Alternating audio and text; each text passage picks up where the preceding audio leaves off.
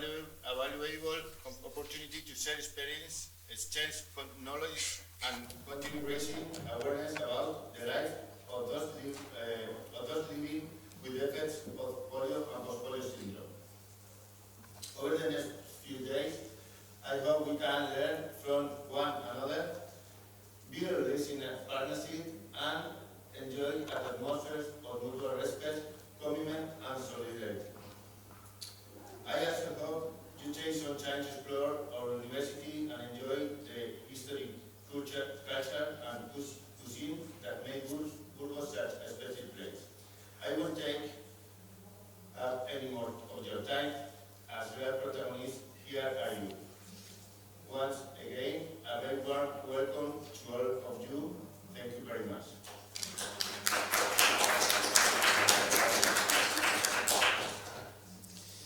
Thank you. Yo con su permiso intervendré en los dos idiomas, en inglés primero y en castellano después. There are for these representatives and friends of the European Polio Union. Welcome. You should hold the microphone further down. Sí, yes. Si lo tiene la mano más abajo. Entonces no interfiere con el esto. Welcome. Thank you.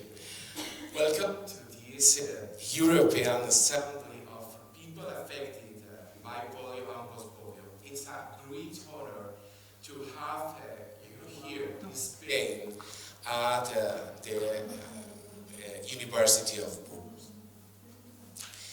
This is an important meeting. Experts and representatives from different countries are here to work together on how to improve the lives of people who live with the effects of polio. We thank the Rotary Club and the polio associations in Castilla y León for their strong support. Polio had a big impact on many people in the past. Thank you very much. Polio.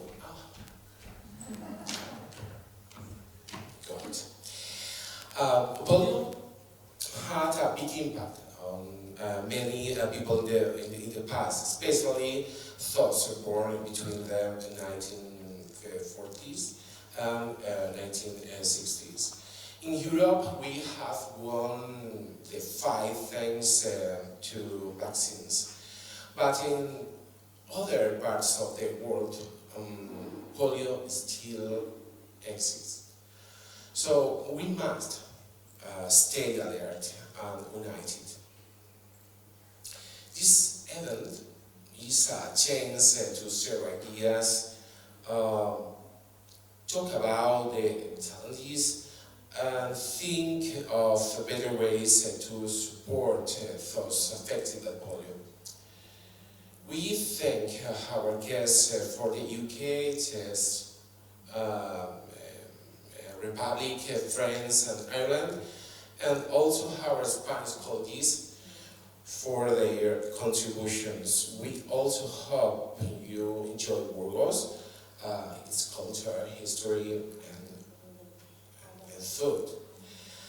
I wish you a very good assembly and happy stay with us. You are very, very welcome, and thank you very much.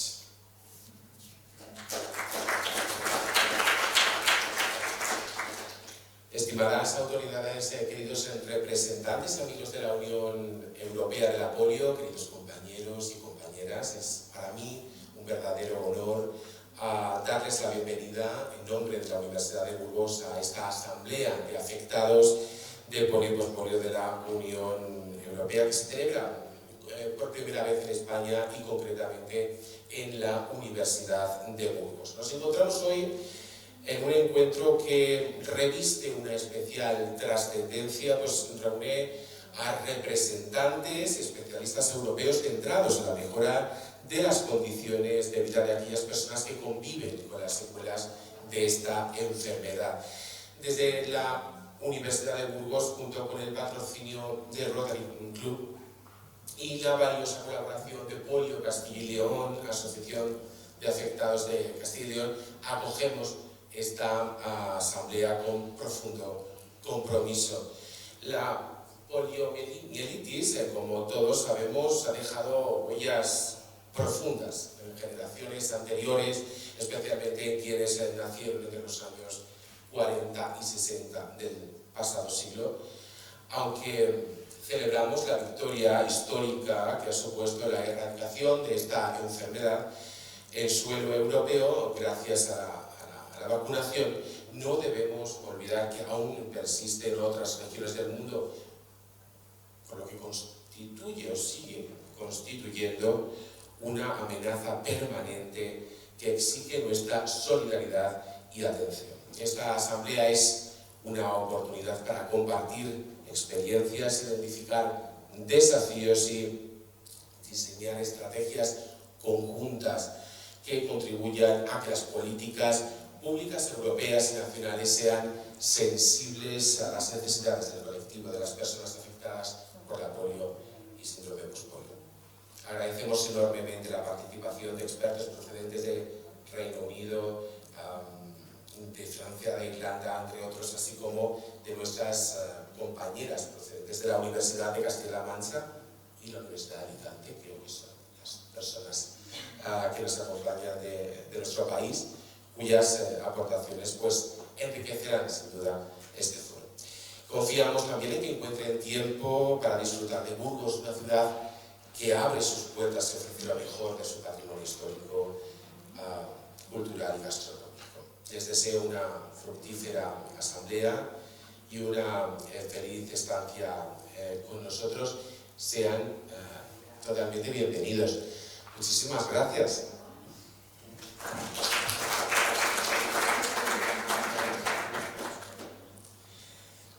Continuamos, por tanto, ya finalizado este rápido, como tienen que ser los actos inaugurales, tienen que ser rápidos, ¿eh? No podemos estar una hora inaugurando algo que precede a lo que verdaderamente nos interesa, que son las ponencias que comienzan a continuación. Y en este momento, director de la cátedra, si puedes proyectar el programa, presentamos a la primera conferenciante de este encuentro internacional. Tiene la palabra María Isabel Porras Gallo y María Victoria Caballero. Strategies of vaccination against poliomyelitis in Europe. Por tanto, comienza la ponencia, por favor. Pueden subir al escenario para iniciar la conferencia.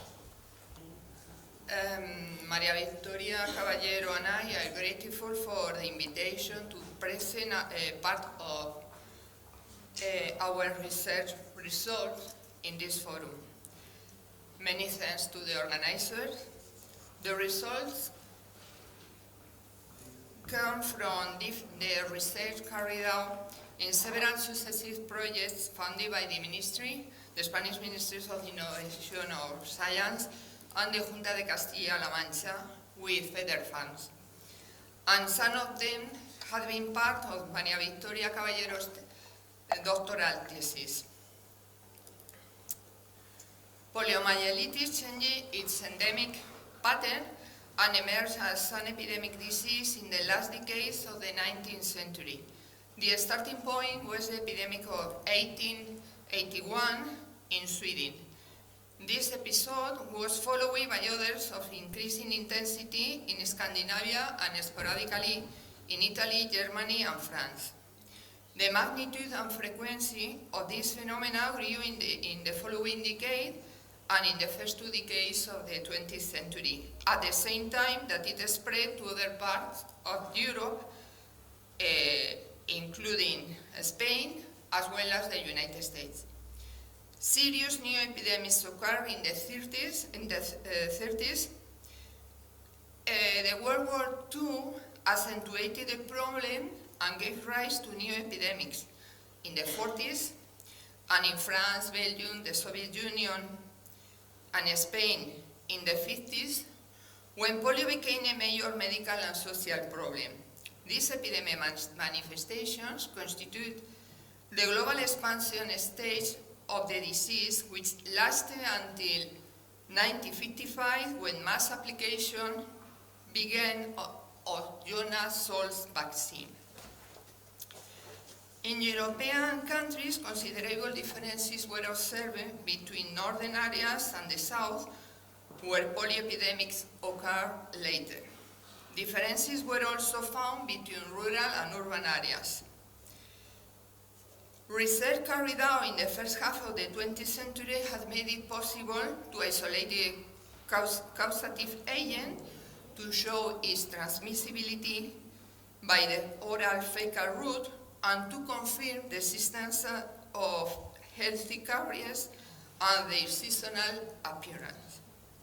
The inefficiency of the prophylactic measures and the lack of adequate therapy led to the conclusion that the development of a safe and effective vaccine was the only hope for dealing with the disease.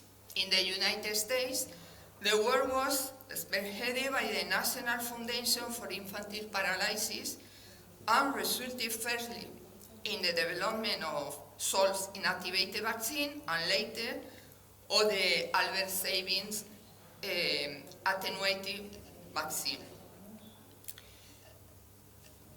On 12 April 1955, positive results of Salk's vaccine mass testing were announced, and mass application began.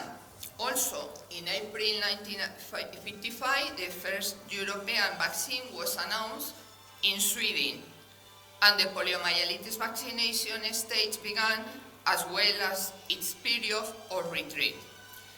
However, the Qatar incident, which took place at the end of April 1955, was a severe setback, and it delayed the implementation of mass immunization in many countries, and also led to the application of important security measures for the production and administration of the vaccine that were developed later, and boosted the European search for a procedure of its own. Together with the World Health Organization, the fundamental role in this was played by the European Association Against Poliomyelitis, created in 1951. The aim of our presentation is to identify the similarities and differences of polio vaccination strategies used in Europe, as well as the different factors involved. We use archival, demographic, epidemiological, legislative sources, as well as the professional scientific press and the general press. It is impossible to understand the fight against poliomyelitis in Europe without recalling the role played by the American National Foundation for Infantile Paralysis, the World Health Organization, particularly its European Regional Office, and the European Association Against Poliomyelitis. The National Foundation funded the medical research on virus and on vaccines development by Salk and Sabin, and also its 5 international poliomyelitis congresses.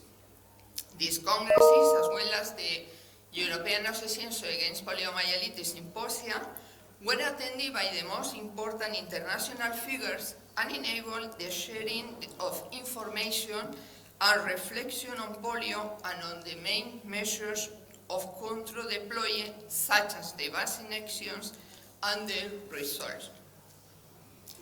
Polio was incorporated into the agenda of the World Health Organization in 1948, playing a leading role directly and indirectly in the study and fight against polio in Europe, supporting the constitution of the European Association Against Poliomyelitis and collaborating with it, mainly through the Regional Office for Europe created in 1949.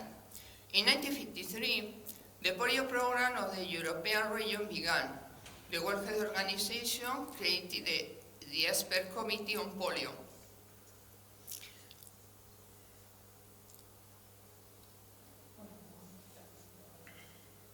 In 1974, the 27th World Health Assembly included vaccination against polio in the World Health Organization expanded program on immunization. In 1984, Objective 5 of the strategy Health for All by the year 2000 for the European region established the elimination among other viral diseases of indigenous polio. In 1985, the European region poliomyelitis eradication program began, and 3 years later, the 41st World Health Assembly drew up the action plan for the global eradication of poliomyelitis by the year 2000. In 1996, the region was divided into 7 certification zones: North Baltic, West, South, Central, Central East, Megagar, and Russia. The European Association Against Polio was the key instrument.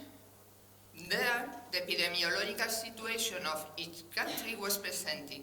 The disease was discussed, including the treatment and the rehabilitation of affected people.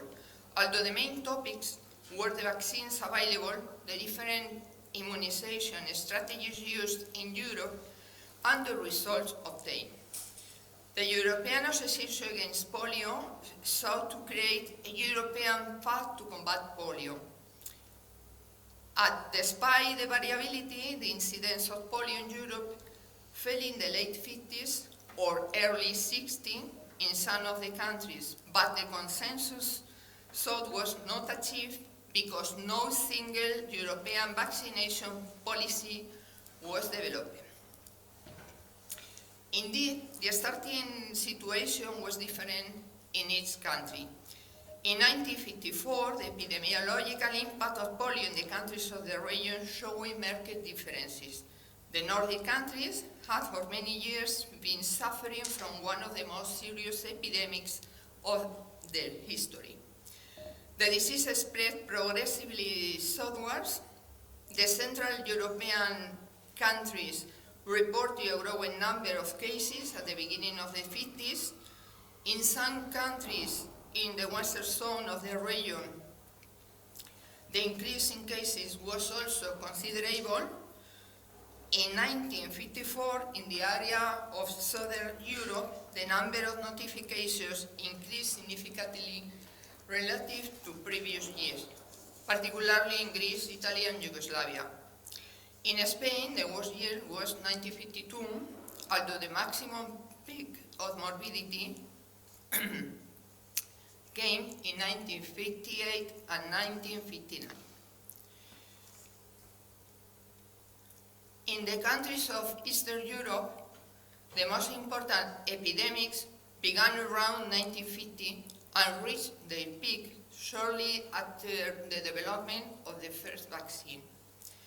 The epidemiological situation of polio before the vaccination in the European region was not homogeneous, nor was the moment when the polio vaccine began to be administered. Neither was the strategy chosen to do so, nor when it was incorporated into the respective vaccination schedules.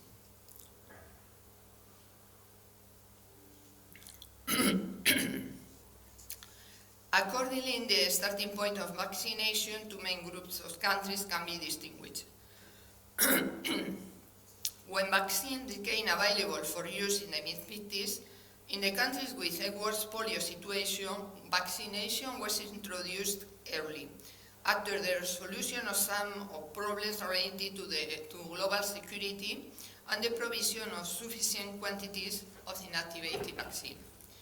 On the other hand, there was the group of countries such as Spain, Portugal, and France that, despite having suffered some outbreaks, remained endemic until well into the 50s, and entered the epidemic stage of the disease a few years later. together with a later start of immunization. However, this delay was not due solely to the epidemiological situation and the different perceptions of the problem by governments and the population. Other factors influencing the early introduction of immunization against polio was the fact of having bacteriological laboratories or the existence of a long tradition of research, since it favored the local production of its own vaccine. This was the case in Denmark, Sweden, and the Netherlands, Belgium, and Italy. In Sweden, Svengar developed an inactivated vaccine at the same time as salts, but with a different composition and better results. However, the limited production capacity of its laboratory at the Karolinska Institute in Stockholm caused the first national immunization campaign to be delayed until 1957. In Denmark, Herdison Magnus from the Statens Serum Institute in Copenhagen, after a specific polio vaccination published on 24 May 1955, produced another inactivated vaccine which was offered to the entire population under 40 years old, on a voluntary basis and free of charge, eliminating polio in the mid-60s.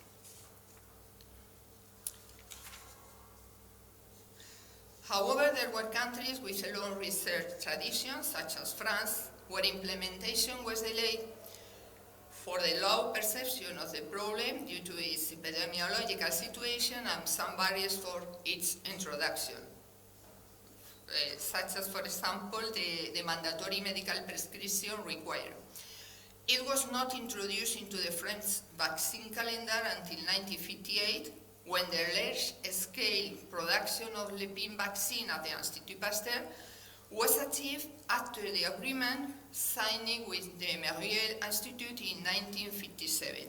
The morbidity trend decreased from 1959 and above all after the incorporation of the Sabin oral vaccine in 1962.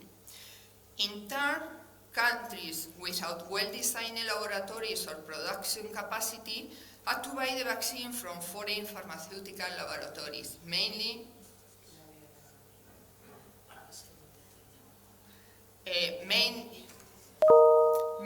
Canadian, American, or British, as it was the case of Spain.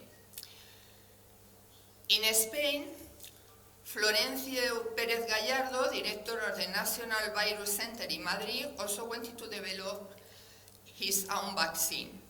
The trouble he had in preparing it convinced him that the conditions for its production did not exist in Spain, given the lack of infrastructure and sufficient scientific and economic conditions, and the lack of political will.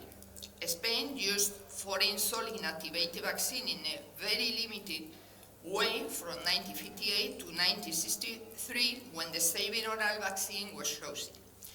This was initially purchased from Wellcome Laboratories in the UK, and only packaging was done in Spain.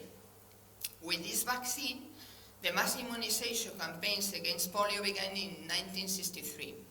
Despite the initial successes, the lack of establishment of a childhood vaccination schedule, of a sufficient scientific medical infrastructure, and of political will led to new outbreaks and several hundred cases until the mid-70s.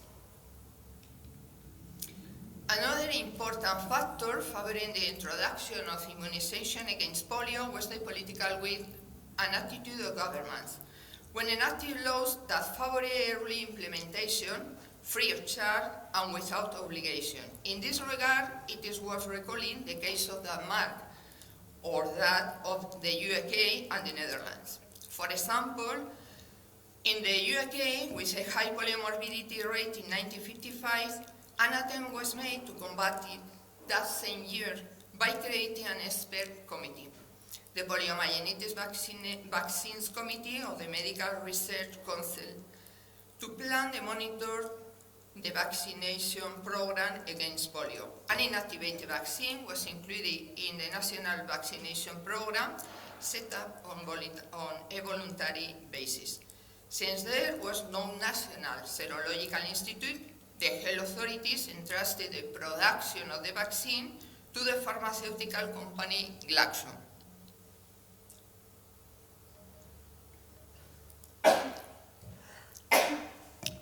Belgium, with its own inactivated vaccine produced in the laboratory of the University of Leuven in 1958, started the national vaccination program on a voluntary basis, but more than 100 cases of the disease continued, because of which in 1963 it was decided to introduce the saving vaccine. But this strategy was modified in 1967. A mandatory vaccination was established, with the last case being registered in 1979.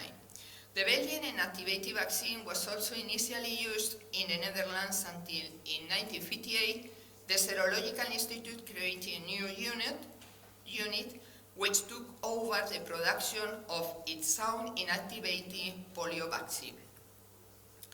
In Italy and Yugoslavia, polio vaccination was introduced early due to the alarming epidemiological situation in the 50s, which convinced their governments to implement it early and in the form of a national vaccination program with a certain degree of enforceability. However, in Portugal, the start of polio immunization program was delayed until 1965, when the health authorities decided to introduce the saving vaccine into their childhood vaccination program and to integrate it into healthcare services. This strategy enabled rapid immunization of the most vulnerable groups and the elimination of the disease in 1973. In the case of the Federal Republic of Germany, which, despite having a prestigious bacteriological institute, commissioned its vaccine from the private Beringer worker laboratories, its federal political system, which granted autonomy to each of the landed, and the lack of coordination between them, delayed the implementation of the first national vaccination program until 1962. Austria, which began mass vaccination in 1960 with British saving vaccine, on a voluntary basis, free of charge and independent of income, and the disease was eliminated in the early 70s. The control of poliomyelitis also saw significant differences between countries in the sphere of the former Soviet Union.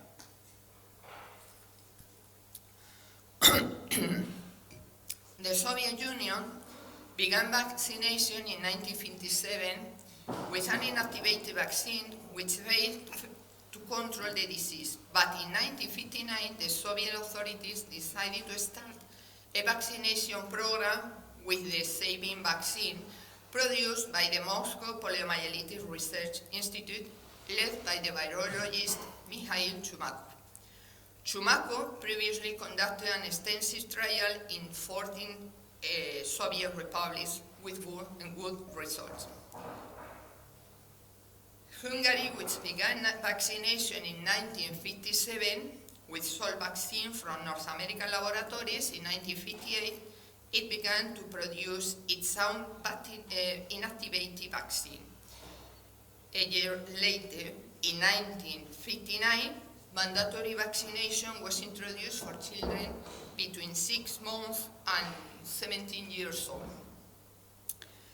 Later, the high production of Soviet vaccine in 1960 allowed the government to distribute more than 42 million doses to the rest of the countries in its area of influence, such as Hungary, Bulgaria, Czechoslovakia, German Democratic Republic, or Albania.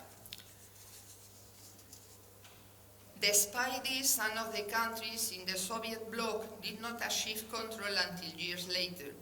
From the 70s, the control and even the elimination of the disease was a fact in various areas of the country, especially the Baltic republics, but with uneven results in the rest of the Soviet republics, all located in the ASEAN region of the former Soviet Union, which had to be included in the 1990s in the so-called Megacar operation, which led to the organization and coordination activities in 10 countries of the European region and 7 members of the Eastern Mediterranean region, as well as in border areas of some neighboring countries such as Albania, Greece, and the former Yugoslavia, which finally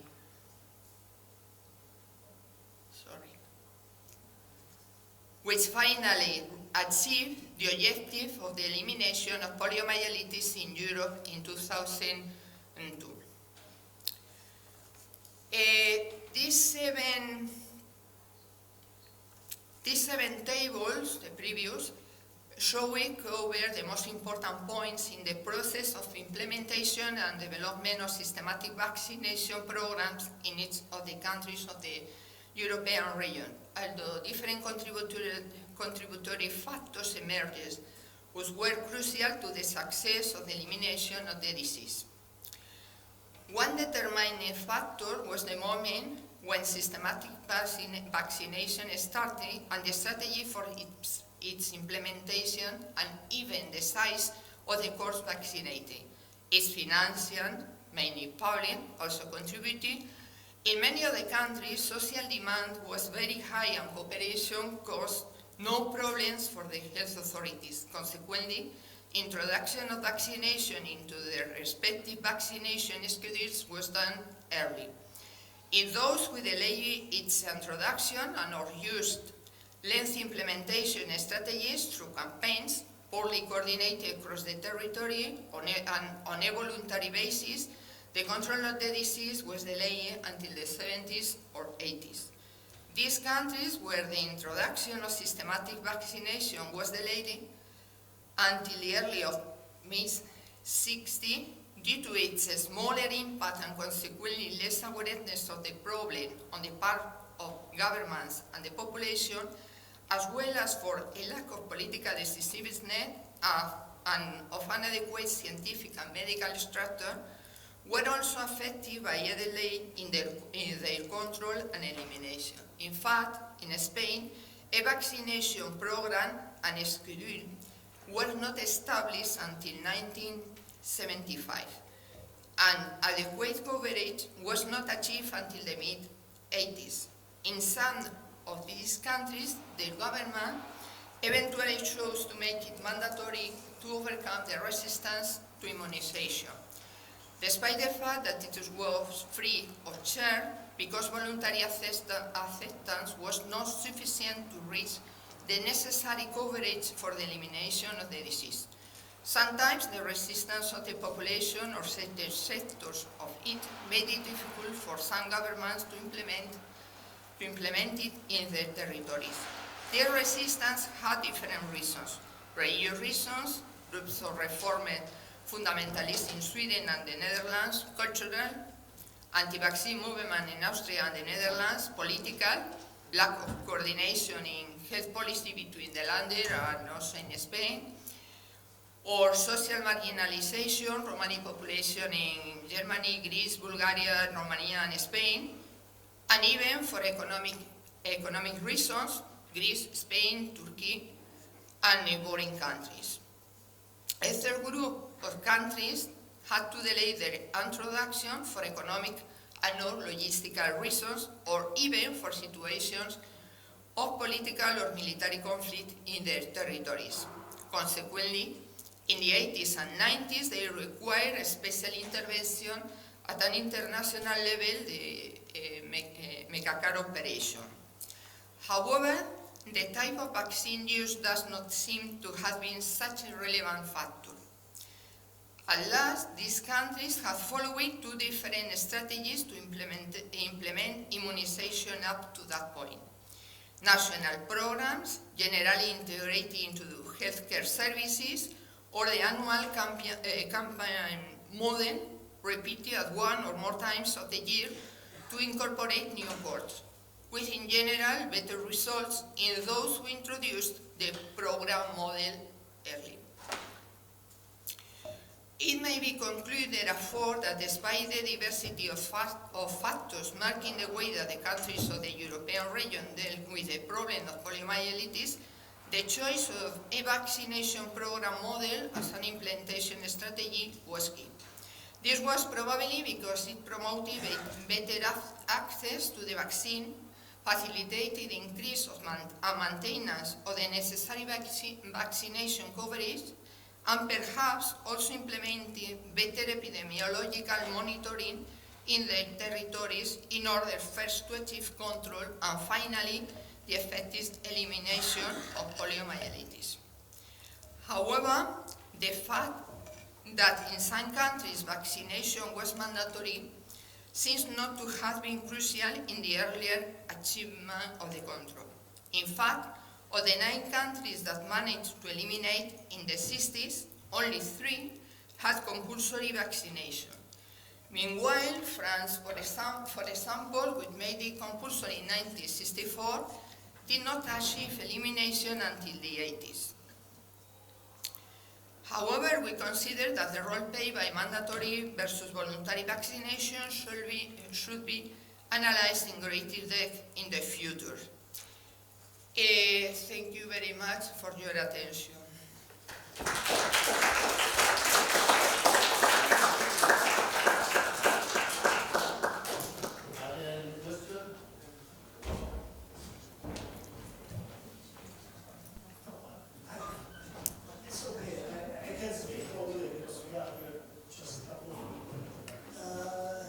Small correction, because on your slide there was written that the last case in Czechoslovakia was in 1961, which is in fact not true, because the last case was 1 year earlier, in 1960, because we are quite proud that the Czechoslovakia, former Czechoslovakia, was the first country in the whole world to eradicate polio.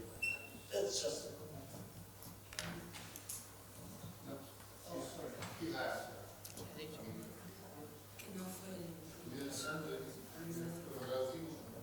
No, sí.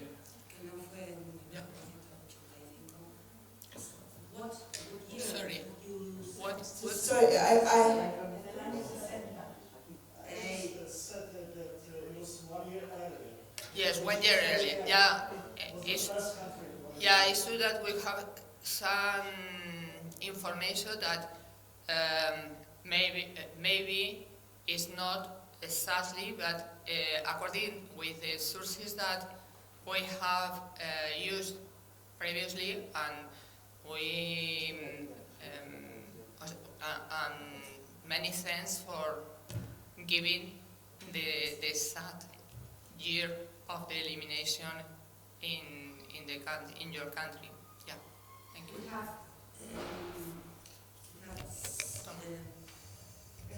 study according the first mass program, and sometimes About the cases. yes, but sometimes it's different the data. Statistics, because it was officially reported, and there are archive records for every year since the end of the Second World War. So we have clear records, number of deaths, number of Yes. etc. But I don't know in the United Kingdom, but here in Spain we have data from the detection and the confirmation of cases, and sometimes this time is produce different data about little differences. About 99% will run without any consequences. So Yeah. they are not difficult. Yeah. Like a fever, just a standard fever. Yeah.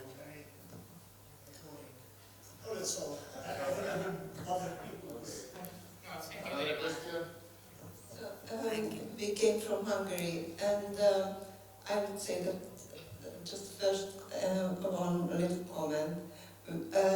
Polio vaccination is obligatory in Hungary from 1959. we started this program for everybody that year, and so that was the year when there was a big outbreak in Hungary in 1959.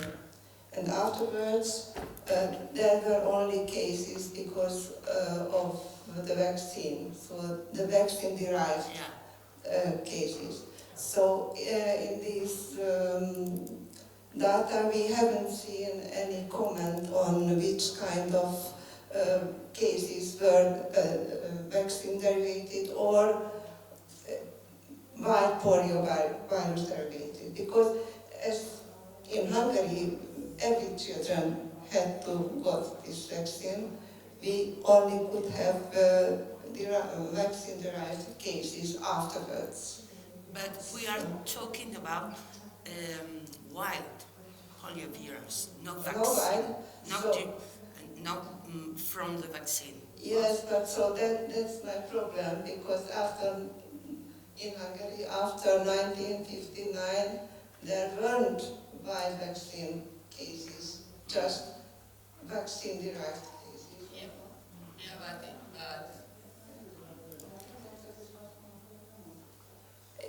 Yes, so yeah, but for example, The South vaccine, Yes. the South vaccine was that virus, there was no vaccine derived. I see. So the You want- nature of vaccine derived polio is from I see. But the children got the disease because of the vaccine, so it must be vaccine-derived vaccine. I was also vaccinated by South vaccine and got the polio, but everybody, this is not 100% true that when you are vaccinated, that really the immunization. Oh, I see. yeah, but it's true that the data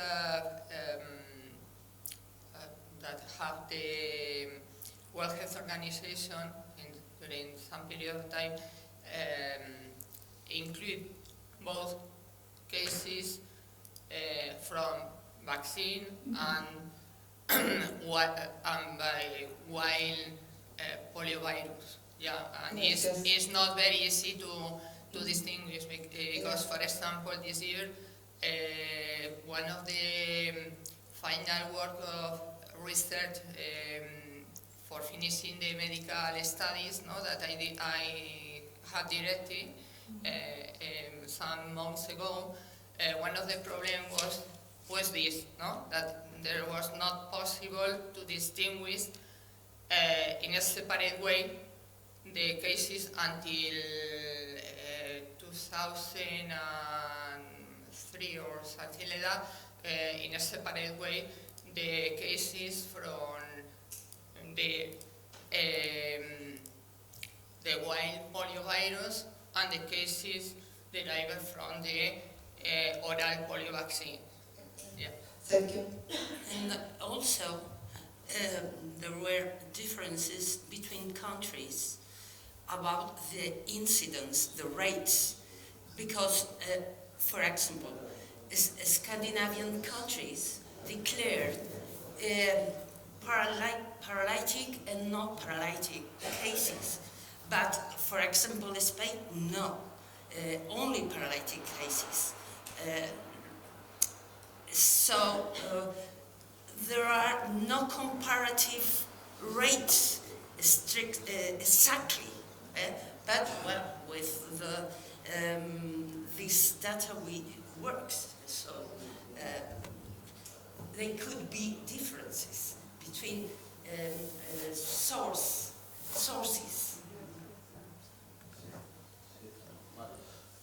Sorry, my question is in Spanish because I need a clear answer. Una pregunta. ¿Hay alguna razón por la cual la República Federal Alemana esté tan atrasada en todo el proceso? Sí. Sí.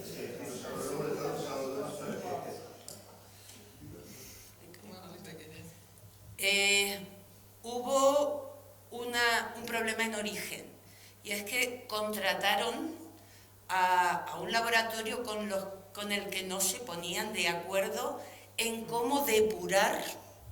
El incidente Cúter ocurrió y afectó a todo el mundo, no solo a los Estados Unidos. El incidente Cúter sabemos lo que es, ¿no?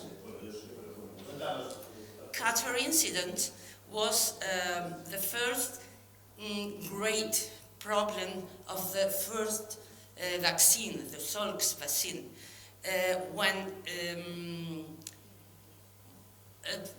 on more or less 2,000 cases of paralytic children were ill with the vaccine of Salk. And this was a shock on the world, the total country, or all the countries of the world, because this vaccine was presented with mass media like a miracle. The fight against polio was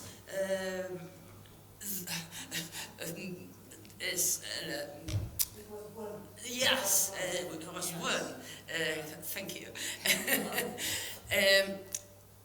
Y entonces, y vuelvo a Alemania, eso hizo que en Alemania, que a pesar de tener un laboratorio con su manera de organizarse el país, con los Länder, un Land, otro, cada uno tenía autonomía. En Suiza también pasó. Entonces, hubo muchos problemas y desencuentros con ese laboratorio. Y luego había una cultura de cierta resistencia, y cada land llevó su propio ritmo. Y entonces hubo algunos que fueron mejor y otros peor, pero en el conjunto del país, no. Va. La segunda es una recomendación, sin más. Que no se puede hacer, pero la columna que corresponde a España está muy bien, que se dirá que es sí, libre sí, a partir de 1963. Pero vamos... es que lo anterior... Pues yo recomendaría poner no desde el 57 hasta el 63, porque así luego puede generar las preguntas del por qué no. Pero el sí está claro. Pero si no, ahí queda un vacío como que... Es que no lo hemos considerado un programa, o sea, una verdadera campaña, que yo casi llego al contrabando, con pequeños detalles. Pero en el 57... ¿Se inicia? Se inicia algo. Algo, pero se inicia. Entonces no, hasta el 63. Sin más. Es una recomendación más que nada.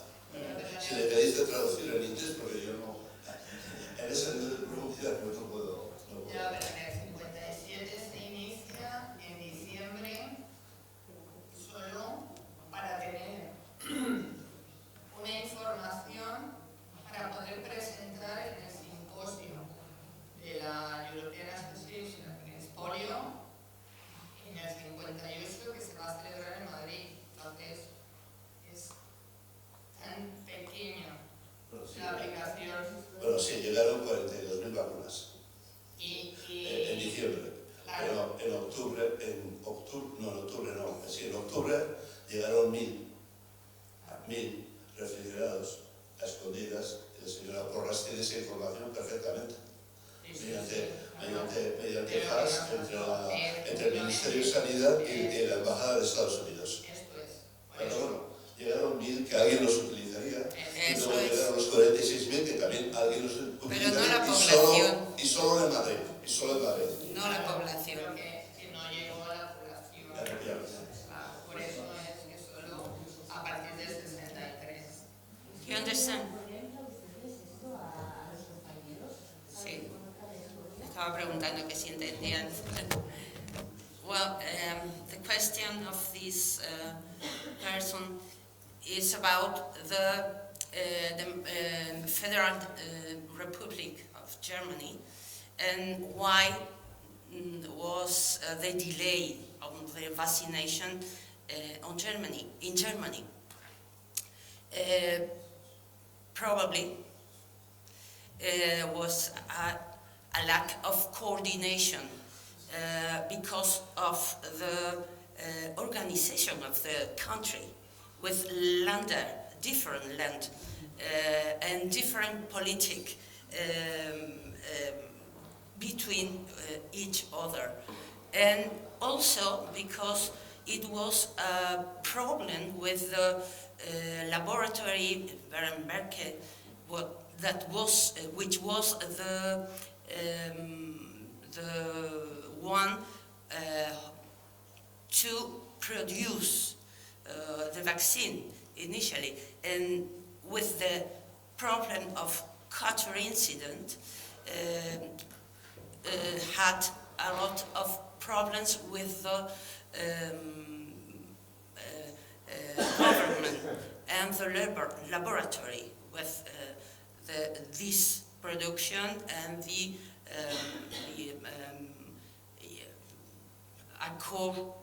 accords with between the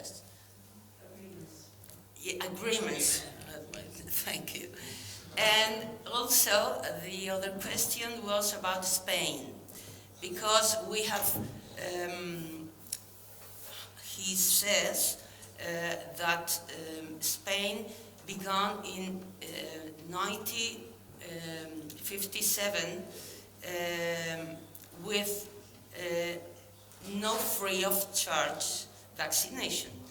But we have answered that the true campaign of vaccination in Spain began in 1963, because from 1957 to 1963 for us was not a true campaign. Also, the government had a very little number of vaccine and no for the whole population. And not free. Yes. I just can confirm what you said about Germany, because we are studying anti-COVID rules in Germany, and this is funny that in every single land in Germany they have different rules, and even they have different anti-COVID rules in cities, in some cities. So basically we can say there is a chaos in Germany in this case. Well, thank you very much. Also in Switzerland, some cantons, I don't know, cantons in Switzerland used Sabin vaccine and another Salk vaccine or Kaprowski vaccine. What's different between each others of the cantons? The country organization was determinant in these cases.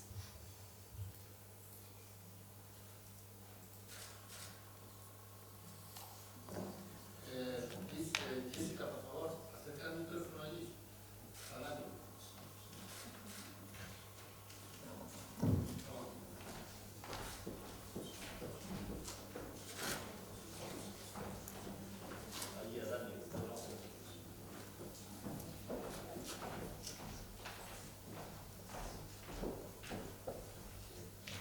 Just a few more words about Germany.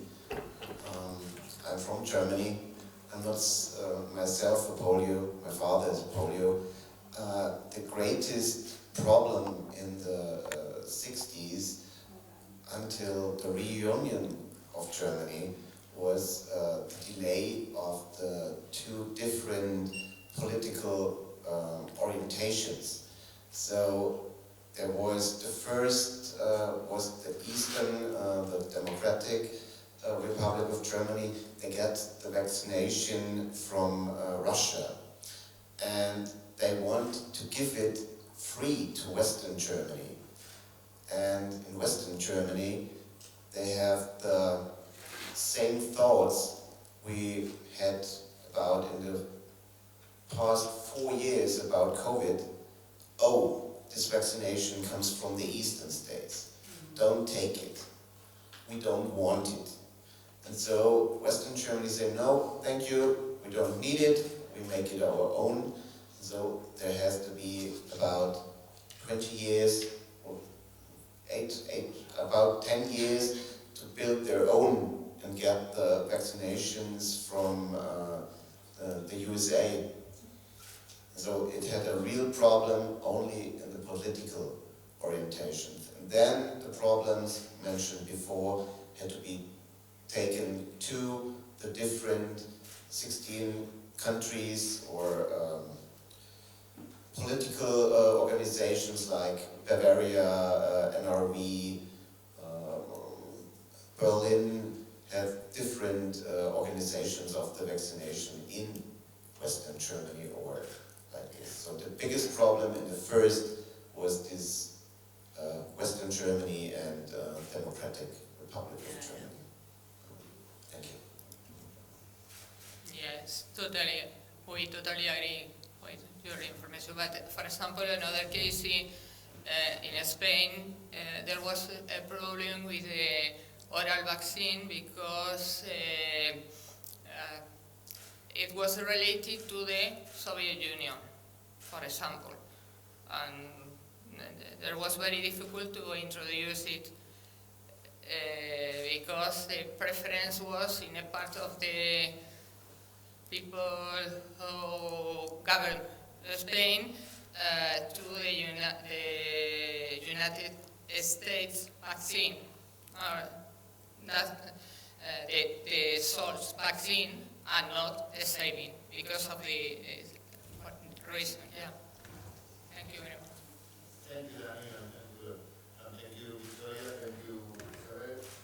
Now it's the time for Laura Rodriguez, and we can begin when you go. Thank you very much.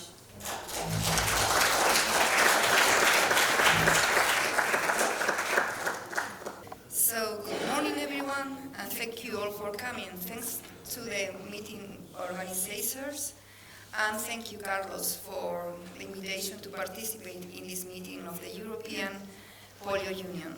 My talk seemed a little off topic at first glance, but I hope you find you'll find it interesting and relevant, and I hope you enjoy it at the end.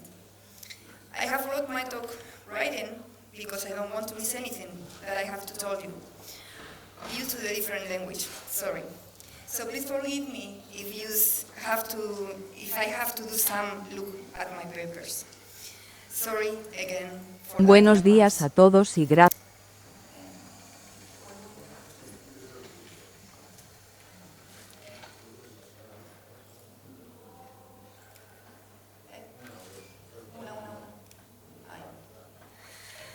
First, let's ground ourselves in our biological reality. We are all animals, specifically mammals, and members of the biological order of the primates. Within this vast and special group, we belong to Hominidae, which include us and the great apes. We and our extinct lineage are called Hominina.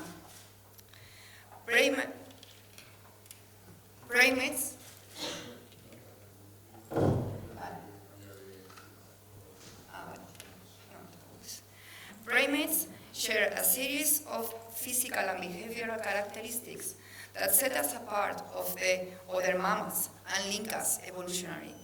You can see some of the most important ones in the slides, but we are going to emphasize only 3 of them. We have 5 fingers, an opposable thumb, so we have that shape in the hand. We have a large and developed brain, and we are social by nature. And this is something very important in our field.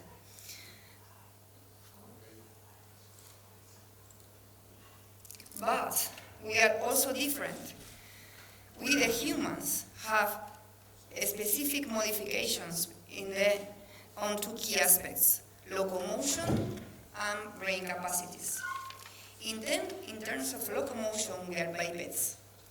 We are the only mammal that can walk efficiently on two legs, consuming very little energy, and this is a very aspect, it's an important aspect in evolution. Beyond this crucial adaptation, perhaps the earliest one in human evolution, we also possess a large brain, but it's not just size. It's our capacity for language, self-awareness, developed culture, tool use, and the capacity of creativity and innovation.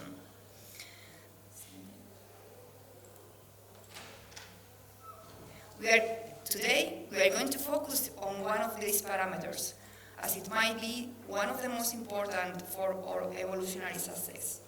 This is the theory of mind and the empathy.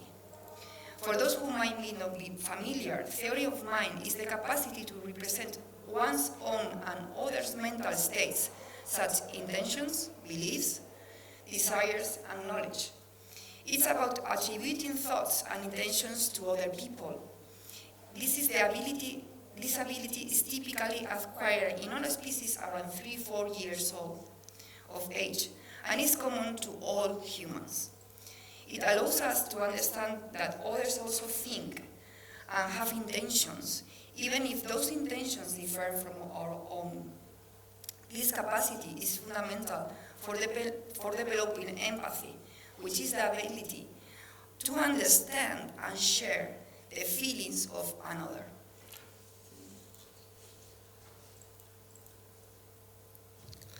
This makes us truly unique. For instance, babies under 3 years old typically haven't developed theory of mind, and therefore they don't yet have empathy. However, children about that age have already developed that.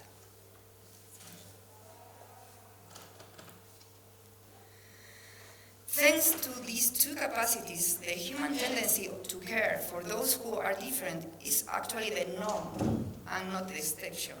In fact, when this is absent, it's often considered pathological.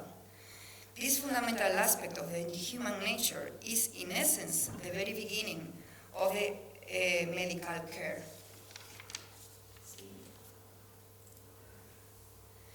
This question of care is something that we see clearly in our societies today.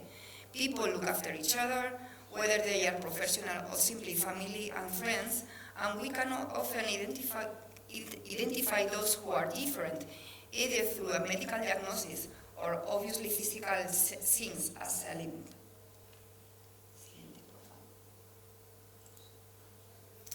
But understanding this phenomenon in the past society is more complicated. Why? Because care, by its nature, doesn't fossilize. Or does it? It's not that simple. Several factors make this challenging. First, human remains from the past are often fragmented or poorly preserved. This makes it difficult to get a complete picture of the skeleton and its alterations, which is crucial for a diagnosis. Second, we often lack a solid baseline of a specific disease manifested in ancient skeletons. This makes comparison and definitive diagnosis very difficult to get. And third, disease and syndromes are rarely explained by just one specific symptom. The skeleton might show signs of an illness, but interpreting a full scope of a condition from bones alone is complex. Furthermore, we can only observe and detect pathologies or anomalies that leave a visible mark on the skeleton. And since a skeleton is a slow-reacting system, these marks only appear after a very long period of suffering. This brings us to what we call the osteological paradox. We can only detect evidence of illness in individuals who suffered long enough for their bones to react, or where we care for and survive long enough for their bones to heal. In essence, we are often detecting the survivors. Let's have a look to some examples.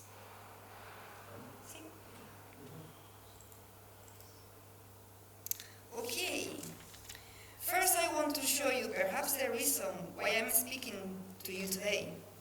I recently participated in a paper that leads Susana Gomez, the picture there, and about an individual whose skeleton we studied in detail. We knew this individual was an 80-year-old male from León in the northwest from Spain, very close here, just around 1.5 hours far from here. He contracted polio at the age of 5. Despite suffering from muscle atrophy and weakness from that young age, he received no orthopedic support through his childhood. When he was 60, he started to use a walking cane. We made a complete description of the skeleton to see what the effects of the polio were in an individual with these characteristic symptoms. Obviously, in modern times, it's not a revelation to say that we humans care for ourselves or relatives, but these modern examples provide a crucial context for understanding the past.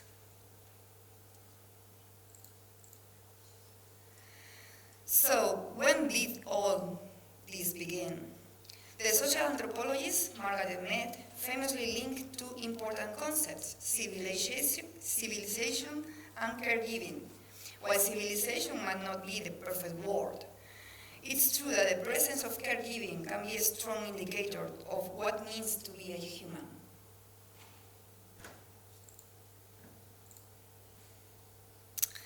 Let's turn our attention to the Neanderthals.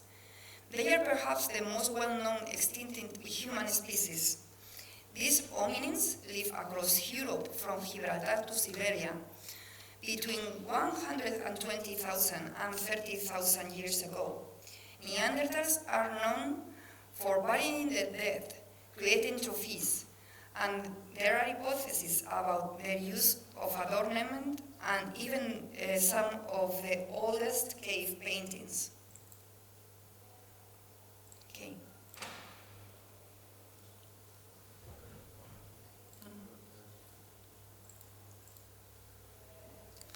Many investigations have shown that the Neanderthals sustained injuries and then healed, indicating that someone must have cared for them during the recovery.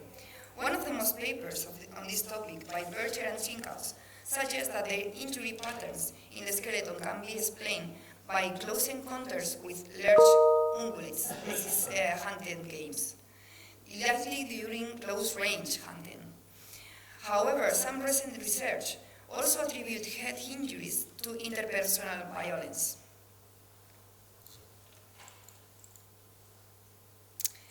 Perhaps one of the most significant cases of Neanderthal caregiving come from an individual recovered in Cova Negra in Valencia, Spain. Remains of a child were found in this cave, including a temporal bone. This is the bone here for the ear, where we have the ear. This is the temporal bone. In a descriptive study, we, led by Mercedes Conde, discovered the unusual morphology of the cochlea. The cochlea is where the sound goes, and you can hear because the vibration of the waves, of the sound waves, we are there. So this special and unusual morphology is consistent with belonging to an individual with Down syndrome.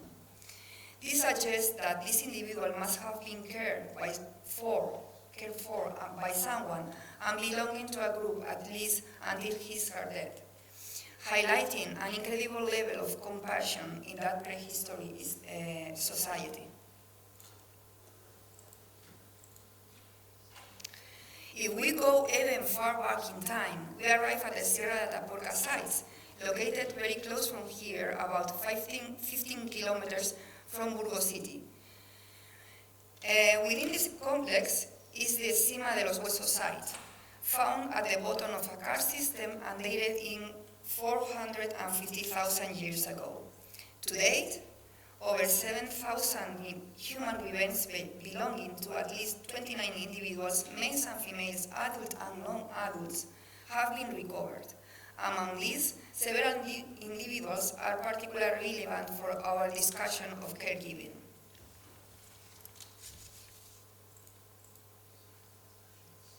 One of these is School 5, one of the most, if not the most complete school in the entire fossil record. This adult individual exhibit numerous oral pathologies, and I want to say that if you do have some time during these days, you can go to the Museo of the Human Evolution Museum and you can see the originals there.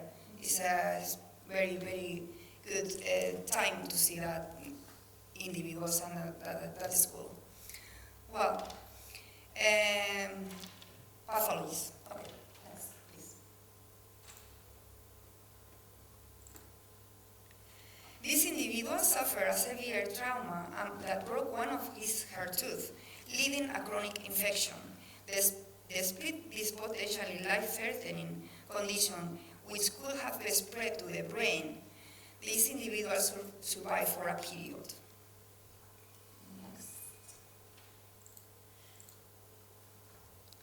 Another special case is School 14, a complete cranium belonging to a sub-adult individual estimated to be around 8 to 12 years old, who exhibited a skull with asymmetric deformation.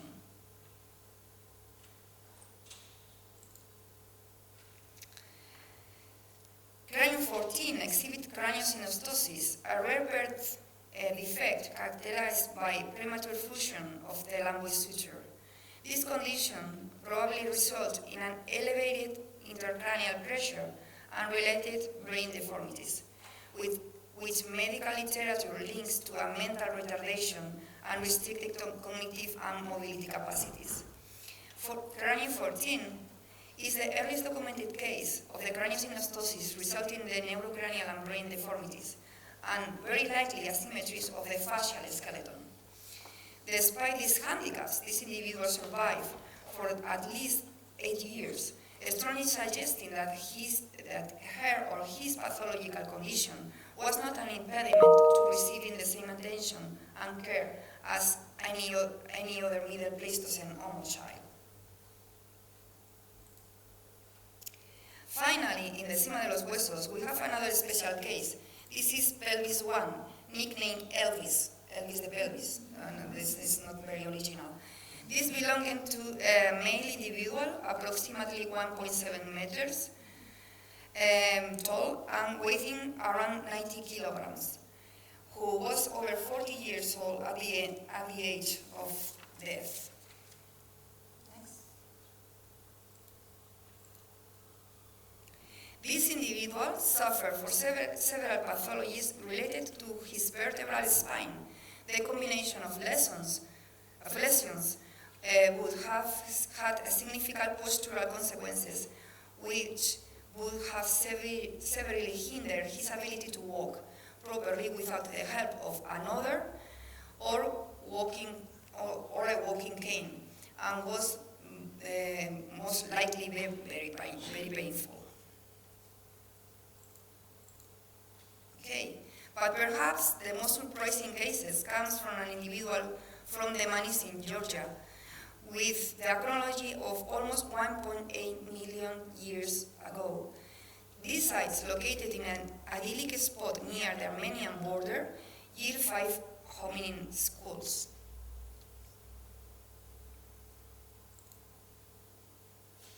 From those 5, one skull, Skull 4, belonging to a toothless hominin. This individual had lost all of their teeth long before that. This individual had lost all of their teeth long before death. Applying modern clinical comparative standards, the advanced alveolar bone atrophy indicates substantial tooth loss several years before his death, likely due to aging or a pathology. Survival for years without teeth, which would have made eating incredibly difficult, suggesting that this individual was provided with soft food or somehow assisted in mastication. This is a profound indicator of care.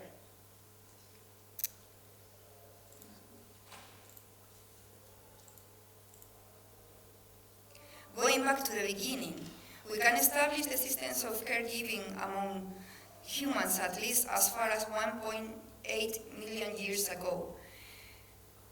Could this be a question of theory of mind, recognizing the suffering of another person and then acting on it through empathy and love? This remains an open question, but in my view, it's something highly plausible and profoundly human. So thank you very much for everything, for listening, and I hope you enjoy that.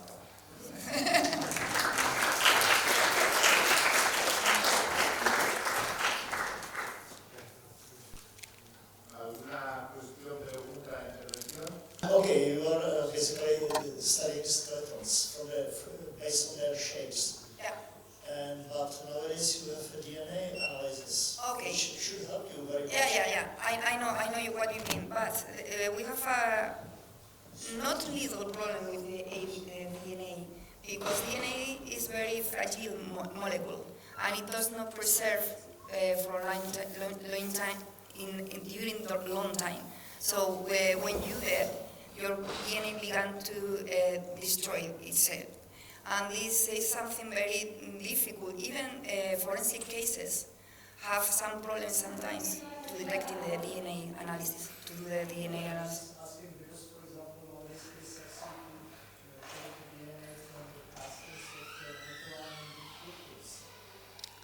Yeah, but we are talking about recent Homo sapiens. We can do that in cases not from maybe 200 years ago. From that point of view, we start to losing our DNA, some important DNA parts. And when you are in 4,000 years ago, it's too old, and you have to do some magic things with the DNA. You can do some things with DNA, but you cannot detect maybe. So if you have Down syndrome, you cannot get the complete sequence, so you don't know if you have 3 chromosomes, 21 chromosomes. So you have to check all these anomalies. This is what we say before. So if we have a good baseline of the pathological condition, we can go back further to the fossil record, and we detect the Down syndrome. We can get some retarded condition in the individuals, and we can get other syndromes that we need only the DNA can establish with accuracy. The problem is that you are in the wrong country. Yeah. If you will be in Permafrost, it's That's true. Mammoths can help a lot. Bueno, no sé si lo ha preguntado. En todos los restos que habéis encontrado, ¿hay alguna evidencia, algo que pueda evidenciar que alguien tuviese padecido la polio? No. En estos individuos, desde los neandertales hacia atrás, que son los que acabo de poneros, no. Y el señor de la polio que tenemos en el artículo se murió hace muy poquito. O sea, este era un señor que dio su cuerpo a la ciencia, se lo donó generosamente. Y entonces, cuando nosotros como antropólogos recibimos sus huesos, pudimos hacerle el estudio para determinar esas anomalías de desarrollo real que han causado la deformidad, entiéndaseme bien, en el esqueleto, ¿no? Y para poder detectar precisamente con esa base, poder detectar a ver si hay algún otro que podamos ver en el registro. ¿Qué pasa con la gente que tenga polio antes? Pues que a lo mejor no llegaba a ser adulto, porque todas las malformaciones que pueden ser causa en el esqueleto, si eran demasiado graves, a lo mejor no podían ser curados o cuidados durante muchísimo tiempo, aunque sí que hemos visto que por el cráneo 14, con esas malformaciones que llevaban a un individuo con algo de retraso mental y falta de movilidad sí que consiguieron que viviera hasta los 8, 12 años. ¿Vale? Entonces, hay un cuidado, pero no sabemos cuánta puede ser la calidad de vida y la longevidad de esos individuos. Entonces, bueno, tenemos ahora mismo un esqueleto que podemos poner como base para estudiar esqueletos con posible polio. Vamos a ver hacia dónde vamos y a ver si gracias a ese detectamos alguno en Edad Media o en bronces o en cuestiones más cercanas a nuestro tiempo.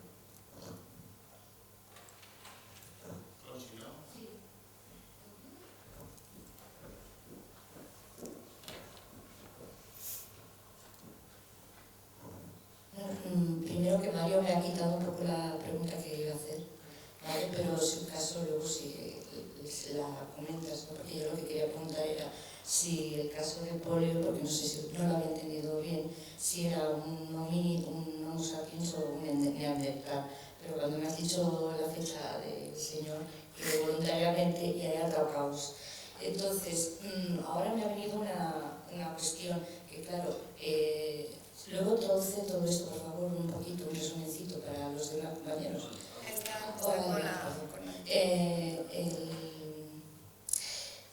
Los neandertales y los homo sapiens, quizás biológicamente, aunque sean muy similares, a nivel biológico, el virus no tiene por qué, el sistema inmunitario no tiene por qué ser el mismo, con lo cual tampoco se sabe si realmente pues, un homínido neandertal va a poder tener el virus de la polio. Entonces, también esto es una cosa, una variable que habría que tener en considerar a la hora de tenerlo en cuenta, ¿no?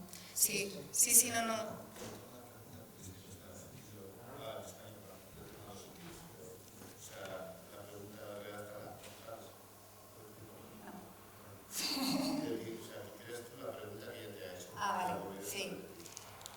Ella está preguntando, es para la traducción, ¿vale? Ella está preguntando si el sistema inmune de los neandertales y de los homo sapiens podrían influir en la influencia o en los síntomas o en los efectos que puede dejar la polio si ellos indirectamente, a lo mejor su sistema inmune los rechaza, ese virus, no le afecta. Y yo creo que tiene razón. O sea, no sabemos cómo tienen los neandertales el sistema inmune, sabemos ciertas cositas, pero no podemos llegar todavía a mucho conocimiento sobre ellos. Es un campo que se está abriendo ahora mismo con estudios genéticos que sí se pueden hacer. O sea, los neandertales son muy antiguos, pero algo de ADN sí que se ha sacado. Y algo no completo, pero hay muchos estudios y hay una parte muy importante de lo que sería el ADN de los neandertales, que de hecho fue Svante Pavlov, no sé si os suena, Svante Pavlov fue premio Nobel de Fisiología y Medicina hace 2 años, creo. Y este señor hizo un estudio muy grande, juntando todos los trocitos de ADN que podía sacar de todos los yacimientos de neandertales y consiguió construir una especie de genoma neandertal. ¿Vale? Entonces, en ese genoma neandertal están haciendo muchísimos estudios. Y unos de ellos son estos de sistema inmune, que es súper importante. Entonces, aquí hay 2 cosas además. No sabemos cómo es el sistema inmune de los neandertales y no sabemos si la polio tiene es igual la polio de ahora, la polio de antes de las vacunas y la polio de aquella época. Entonces, hay muchas cosas que desconocemos. Si es un campo súper bonito el ver la evolución de un virus para ver cómo realmente va cambiando y puede afectar o no a un ser humano o a un otro tipo de ser humano como son los neandertales. Pero sí tienes toda la razón. Laura, ¿se ha detectado en chimpancés polio? Se ha detectado en chimpancés polio y es la misma polio que la nuestra y se sabe. Bueno, porque eso está muy bien, porque eso quiere decir que la polio ataca a todo lo que se le ponga por delante, neandertales incluidos.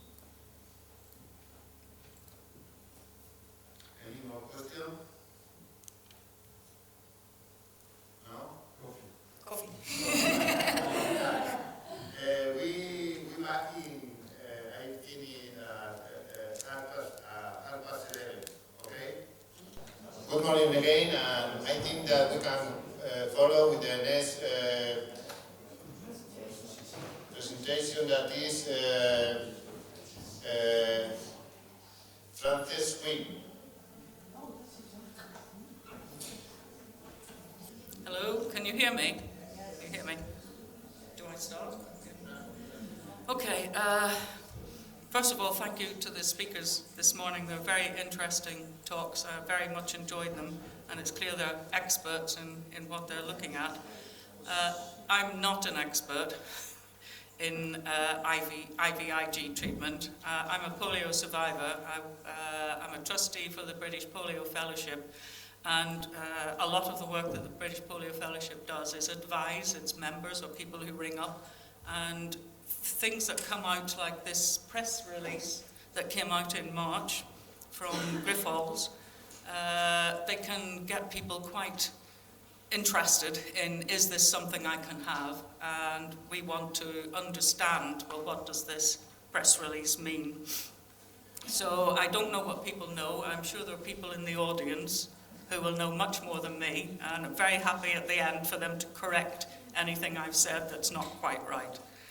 So intravenous immunoglobulin treatment is quite often used in neurological conditions, and I think they account for maybe 43% of IVIG use.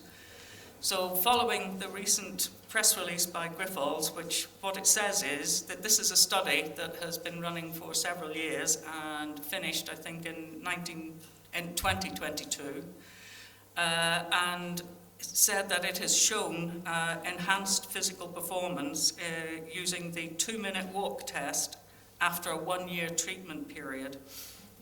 And it says that its result is that there's an improvement of 6 meters compared to placebo between the two groups in terms of the people who had IVIG. So basically, the question we have, well, what does this mean? Is this something we can go and get tomorrow? Is it something that it's going to be appropriate for me? And that's the point of this talk. So could we have the next slide, please? So why use IVIG as a therapy for post-polio? There's been 3 theories, well, at least 3 theories proposed for the cause of post-polio syndrome. Either degeneration of surviving neurons, though exactly why they degenerate, the most common assumption is overuse or overwork or exhaustion. Persistent poliovirus, and or some sort of reaction in the body that means there's a continual state of inflammation throughout the body, and that causes post-polio syndrome. So there are 2 questions then. How important or how much do we know about inflammation in PPS, and how effective is IVIG as a therapy? So in the next slide, it shows the research papers that I've found on inflammation in PPS, and I don't expect you to be able to read that, but what we see are, we've got papers going from Dalakas in 1986, which show that there are indications of inflammation found in people who have PPS, right up to a very recent paper by Lafont in 2024, which finds that there's no difference in the inflammation levels between people who have PPS and controls. I have coloured in, which probably, seeing people are sitting quite far back, that the ones that show there is a difference are in green.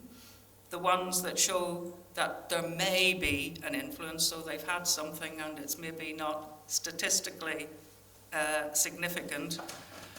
And there are ones that say, well, no, there isn't, are in red. And you can see that really, when I look at the research, my background is in physics, so I understand looking at research papers and trying to come to a conclusion. At the minute, there's no consensus. There's a lot of indications that do come up, but there's not a lot of agreement. One thing I would say about the tests and the studies done on inflammation in PPS, this is no easy thing to do, either for the researchers, but particularly for the polio survivors and the controls who volunteer for these comparison tests. Because if you see a paper, if you see on what measured, CSF is cerebrospinal fluid, looking for inflammation throughout the central nervous system. To do that, you have to have a lumbar puncture, and this is not a trivial test. On some of them, they looked for inflammation in the muscles, so the muscle biopsy. Again, these are invasive tests, so the people who volunteered for these trials really deserve a huge amount of credit. They're very brave people. So looking at, well, what does, the other thing you can do if you want to find out if something works, you can just try it and see, does it improve performance in people who have post-polio syndrome? And these are the key papers that I have found. If anybody's interested, I can circulate these lists afterwards. And we can see that the tests on this have been running for certainly over 20 years. And they're done in a program of research which is built up. So first of all, you see if you can see inflammation markers, and some groups have. And then you see, well, can you just reduce those markers? So the first paper in 2004 from Gonzalez in the Karolinska Institute showed that they could reduce some of the cytokines, which are the indicators that they look for in inflammation, and that they did reduce them. So then your next study would be to look to see, well, does it actually help people in post-polio? And because we have a lot of symptoms in post-polio, it's not just one thing, it's not just muscle strength, it's muscle fatigue, it's pain. There's quite a range of symptoms and performance tests that you can use.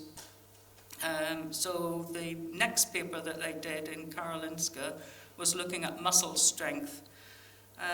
And quite often they use tests like how far can you walk. And this paper was back in 2006, so they were using what they called the 6-minute walk test. And I think it's an indication of post-polio that 20 years later, we're only using the 2-minute walk test.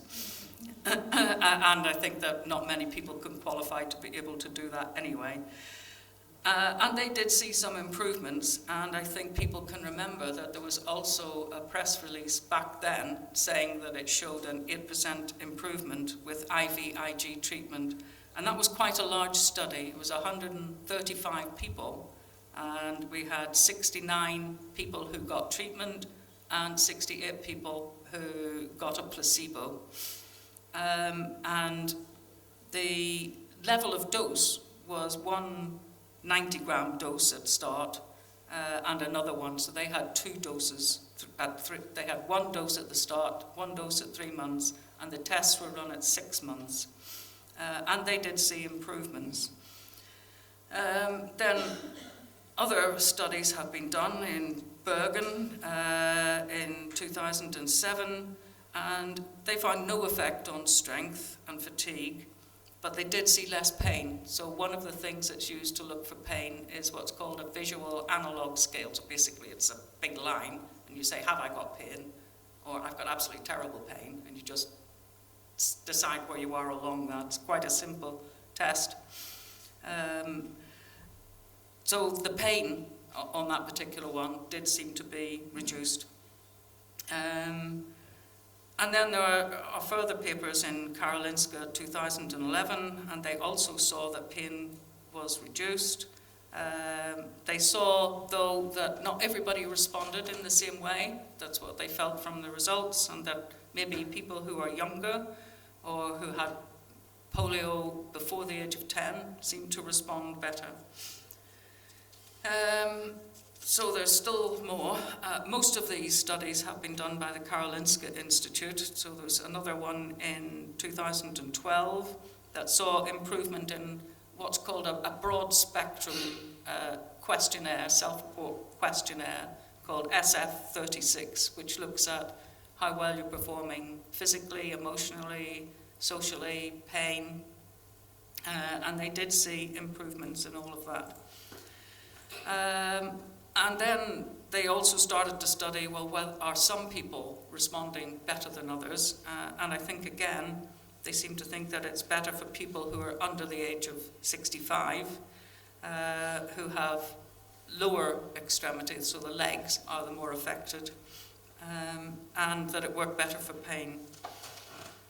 So all of these are quite small improvements. I've put in some of the numbers here. So for bodily pain, on the SF36 test, it went from 49 to 54. So we're higher numbers, you're feeling better. Let me just say, vitality in this test is related to your ability to be out and doing things, you know, how vital and active you might be, went from 40 to 47. So it's not a factor of 2 improvement, it's quite a small change. And I think the last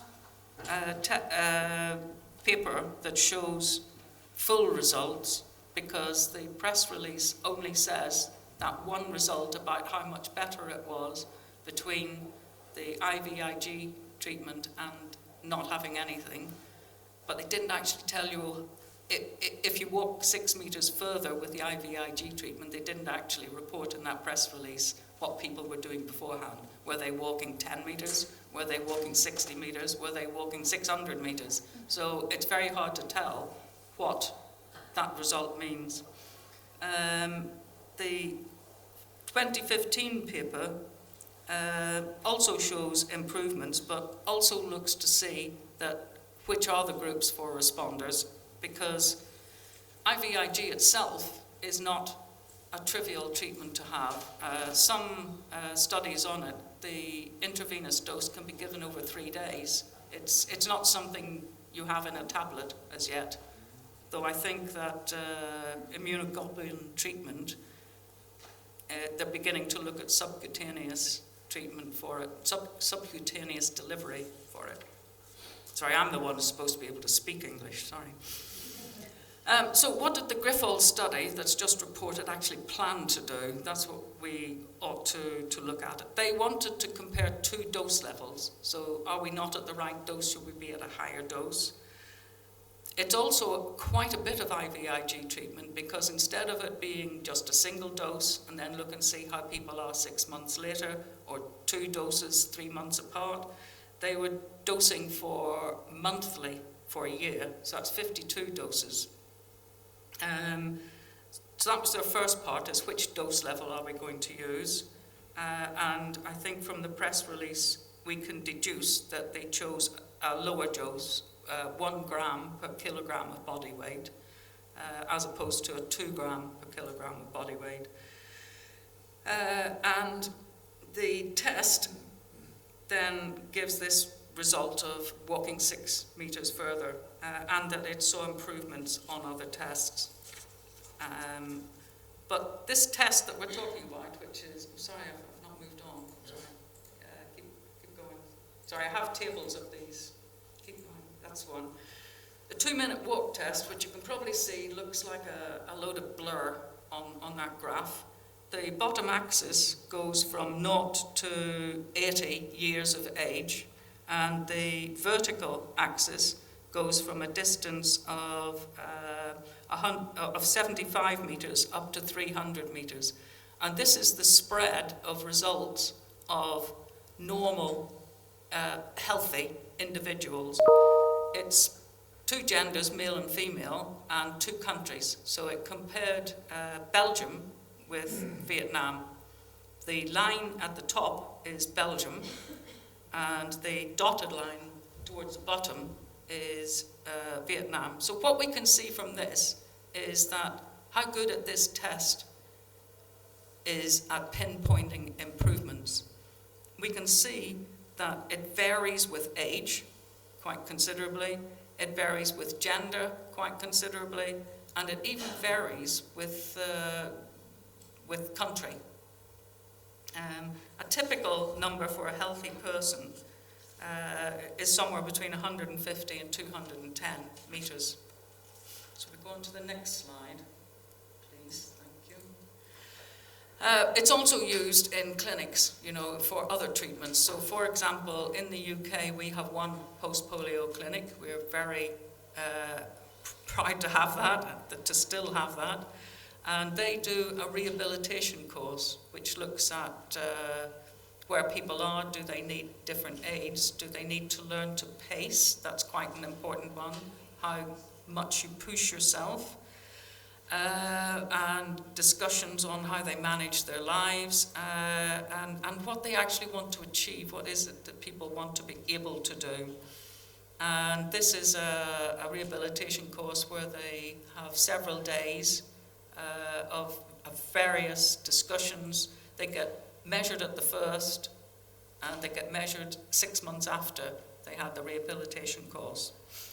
But what this shows is in polio survivors of different ages, this shows on the horizontal axis, it shows the walking distance, and that varies from, I can't read it myself, 0 to 200 meters, and vertically it varies. What they're comparing here is actually the, oh sorry, this is the wrong paper.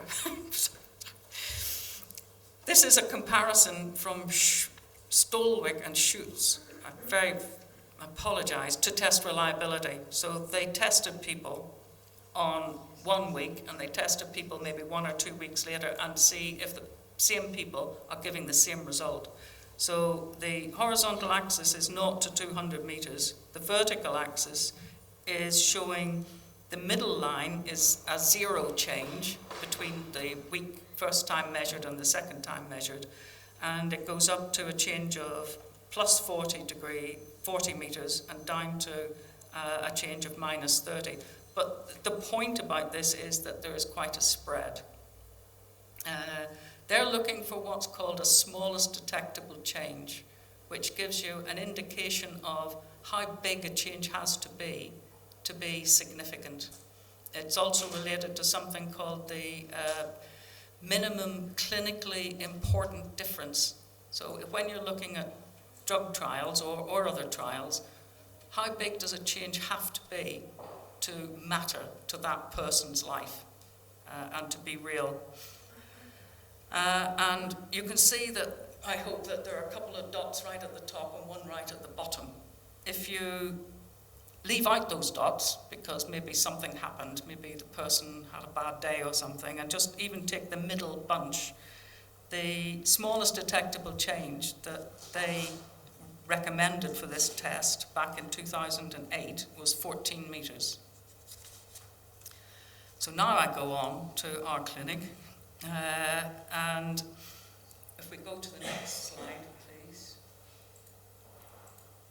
Yeah, this clinic has been looking at people over a period of years. Starting from 2010, they also used the 2-minute walk test. And from 81 results, for this group of people, their normal sort of level was about 76 meters, so somewhere around 80 meters. And they also wanted to use this test to see, is this rehabilitation course working? And what they got from that data was that they could see a statistically significant change of 5 meters, a 5-meter improvement over having done the course 6 months after. But their comment was that it was very low compared to the smallest detectable change, so they weren't pushing that particular parameter as being relevant. So the 6-meter value is promising. I think it's promising. It's not less, it's not nothing, but what does it, there are 2 aspects to it. Is it going to be worth a person having a year's treatment of IVIG to get that particular change? These are the questions that people need to ask themselves. The other question is can I get it in my country?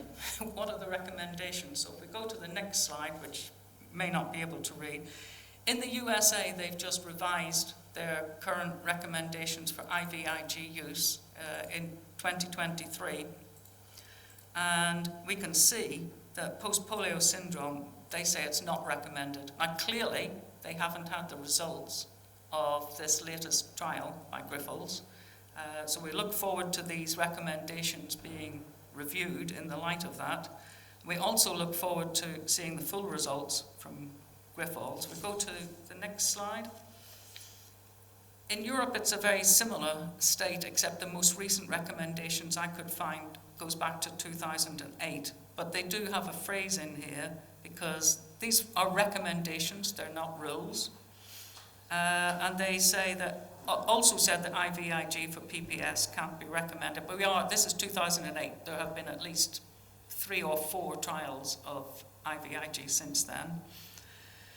And they say it can't be recommended. They do say, however, in the very few patients with especially rapid progression of muscle weakness and atrophy, especially if there are indications of ongoing low-grade inflammation in the spinal cord, IVIG may be tried if a rigorous follow-up of muscle strength and quality of life can be undertaken. So that's the sort of balance, I guess, that clinicians will be doing if they say, if somebody would want to be treated. So my summary thoughts, just to try and put some clarity on what I'm saying, bearing in mind I'm not an expert, but we are people who get phone calls from people who've seen the press release, have seen the things on Facebook, is this coming out, can I get it, can I ask my GP? I think what it shows is that the studies on the role of inflammation in PPS show disagreement. There's a lot more work to do on that still. The studies published on the efficacy of IVIG in the treatment of PPS so far show small improvements in performance, and actually they're in the sort of range that's comparable to a self-management rehabilitation course outcome. Now, it would be good to maybe do a rehabilitation course and have IVIG and maybe hope that one adds up on top of the other, but it shows you the sort of change we're looking at. So though small, these improvements are statistically significant and consistent over several researchers. And the big thing is, so far, this is the only drug shown to have any effect on, real fundamental physical performance in PPS. But not all outcome measures show an effect. Pain shows an effect. On some, walking ability shows an effect. But fatigue,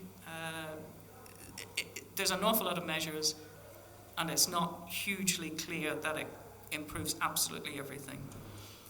What's not been addressed, I think, in any of these papers is what level of improvement would be clinically important. That's not been addressed. I think one of the Karolinska papers mentions at outset they were looking for a change of 15 meters as being important. So basically, we look forward to the full results being published on the clinical trial in the near future. I hope it doesn't take too long. And if anybody can throw any more clarity on this, I'll be delighted to hear it. Thank you very much for your attention.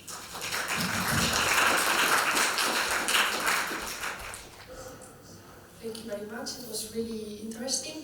I have a small question. You mentioned there is in the United Kingdom post-polio rehabilitation clinic. Can you tell me if it's possible to know where is exactly this clinic, and if you know if in any other country in Europe here if there is another clinic in this way?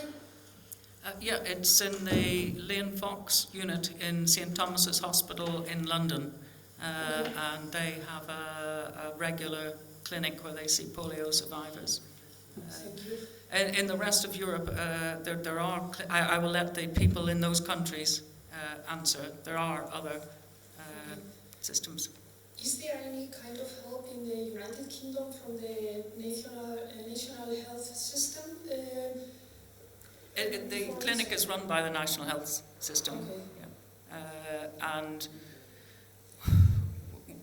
I think this is going to be common in many countries. We have a clinic in London, which can be hundreds of miles away from other major cities. So our population of post-polio is, on average, about 75 years old and getting infirm, and they can't always travel to these clinics. But one of the jobs that the British Polio Fellowship does is we have produced a pathway on what should happen so that we can get the expertise improved around the country, and we have been spending a lot of the last year taking this pathway to the health authorities all around the country and asking them, telling them what we think should happen. This was produced with a range of specialists, including the people at the Lane Fox Centre. To raise awareness is number one, and also number two, to find out where somebody could go to in that local area to get access to a neurologist or a multidisciplinary neurological rehabilitation team, which could be upskilled to have similar help to the Lane Fox unit. Thank you so much. Thank you.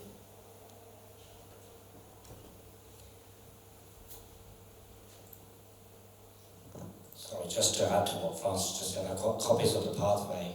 I left them in the hotel, so if you're here tomorrow, I can give you a copy of the pathway. Unfortunately, I left it until today. I was supposed to bring it with me today. But just a question for Francis, actually, for me, is excuse me, I'm a bit croaky now.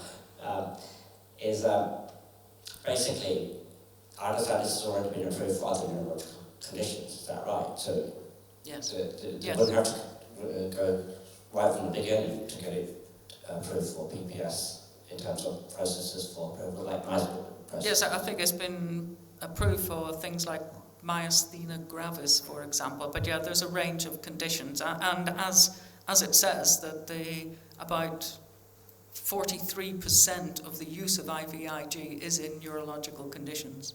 So yeah, it's been proved that it can work.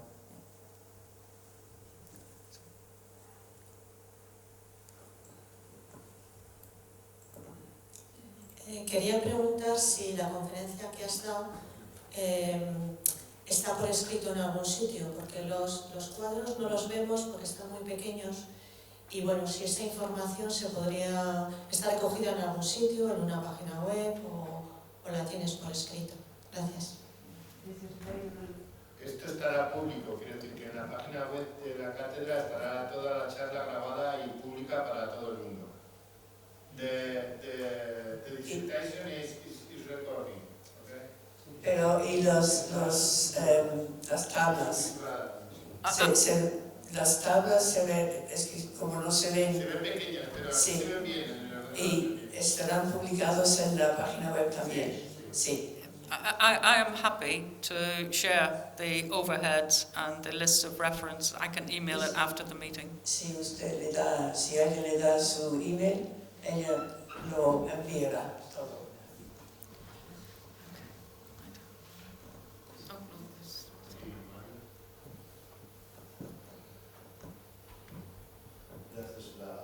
Le haces la traducción, porque no sé cómo se dice en inglés, que yo marcado. Hola, ¿conoce algún laboratorio que esté investigando sobre biomarcadores para detectar la pospolio? I think there have been one or two papers, maybe, but I've not really looked into it. No, sorry. I think any attempts haven't found anything.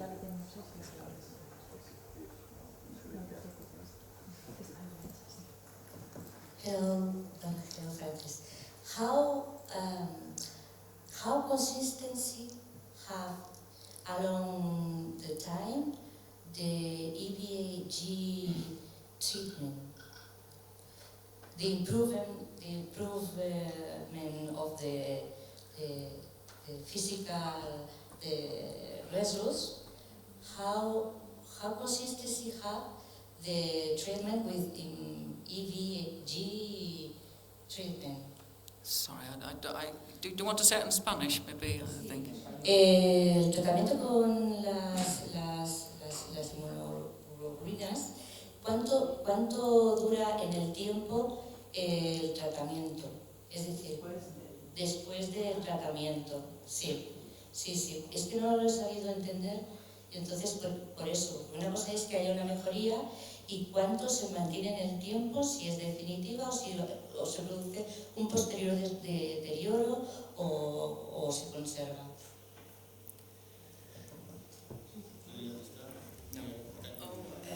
The question is... Okay, yes, right. Yeah. So I can see. So what you're talking about is from having IVIG, and this particular study gave 52 doses once, over a year, and I don't know how long they left it afterwards to repeat the tests.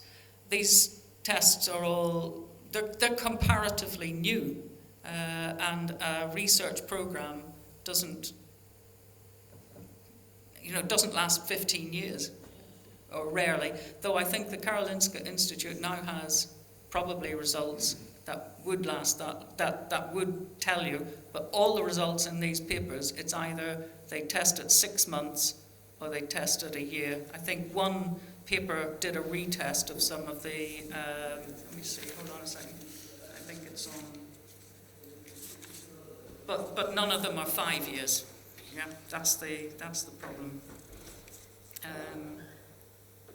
Yes, there was a retest of one after a year that still showed some improvements, but on the other hand, some earlier tests with smaller numbers of people showed improvements at 3 months, but that had disappeared at 6 months. So I would like other people to read these papers, so I'm very keen to actually send the list round and have comment, because I find it a bit of a minefield to understand, because it's a difficult experiment to do. It's difficult to get people who will volunteer for these, and it's an expensive treatment, so somebody needs to fund it. I hope that helps a bit.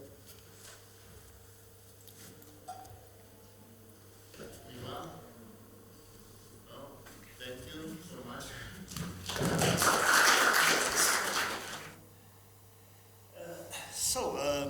I would start with some facts. Of course, we all know that there was some very unrealistic expectation about polio eradication. So started with the year 88. GPI spent a lot of money for it, and they consequently changed the time. And now the last valid date is 2027, but we can be sure that they will not succeed either. So I will show you for why. The Czechoslovakia, as I said already, as I boasted already, it was the first country in the whole world to eradicate polio in 1960. What is interesting that we heard it already in the morning that in EU countries, the majority of vaccination is voluntary. Only 40% of countries have mandatory vaccination, and in the world it is similar. There are mandatory vaccination in 45% approximately, and the current estimation is that 22 million children are not vaccinated at all. There was some stupid decision, of course. We know that they decided there are 3 polio strains, and they decided to remove the strain number 2, which was a disaster, as we will see later. And nobody knows about the immunity, how long it will take. What is also unpleasant, that immunity against one serotype doesn't mean that you are immune against another serotype. That's the problem, of course. And what is even funny, most funny, is that the surveillance, vast majority of surveillance is based on paralysis. But what is very surprising, that only 14% of paralysis is really captured in surveillance systems. In reality, it means that less than 0.001% of real polio infection is detected. So basically saying something that about polio eradication is nonsense, I would say. Because we know that 99% of polio infection is without any consequences, so it is undetected, and if only 11% of real paralysis is detected, then it is a real nightmare.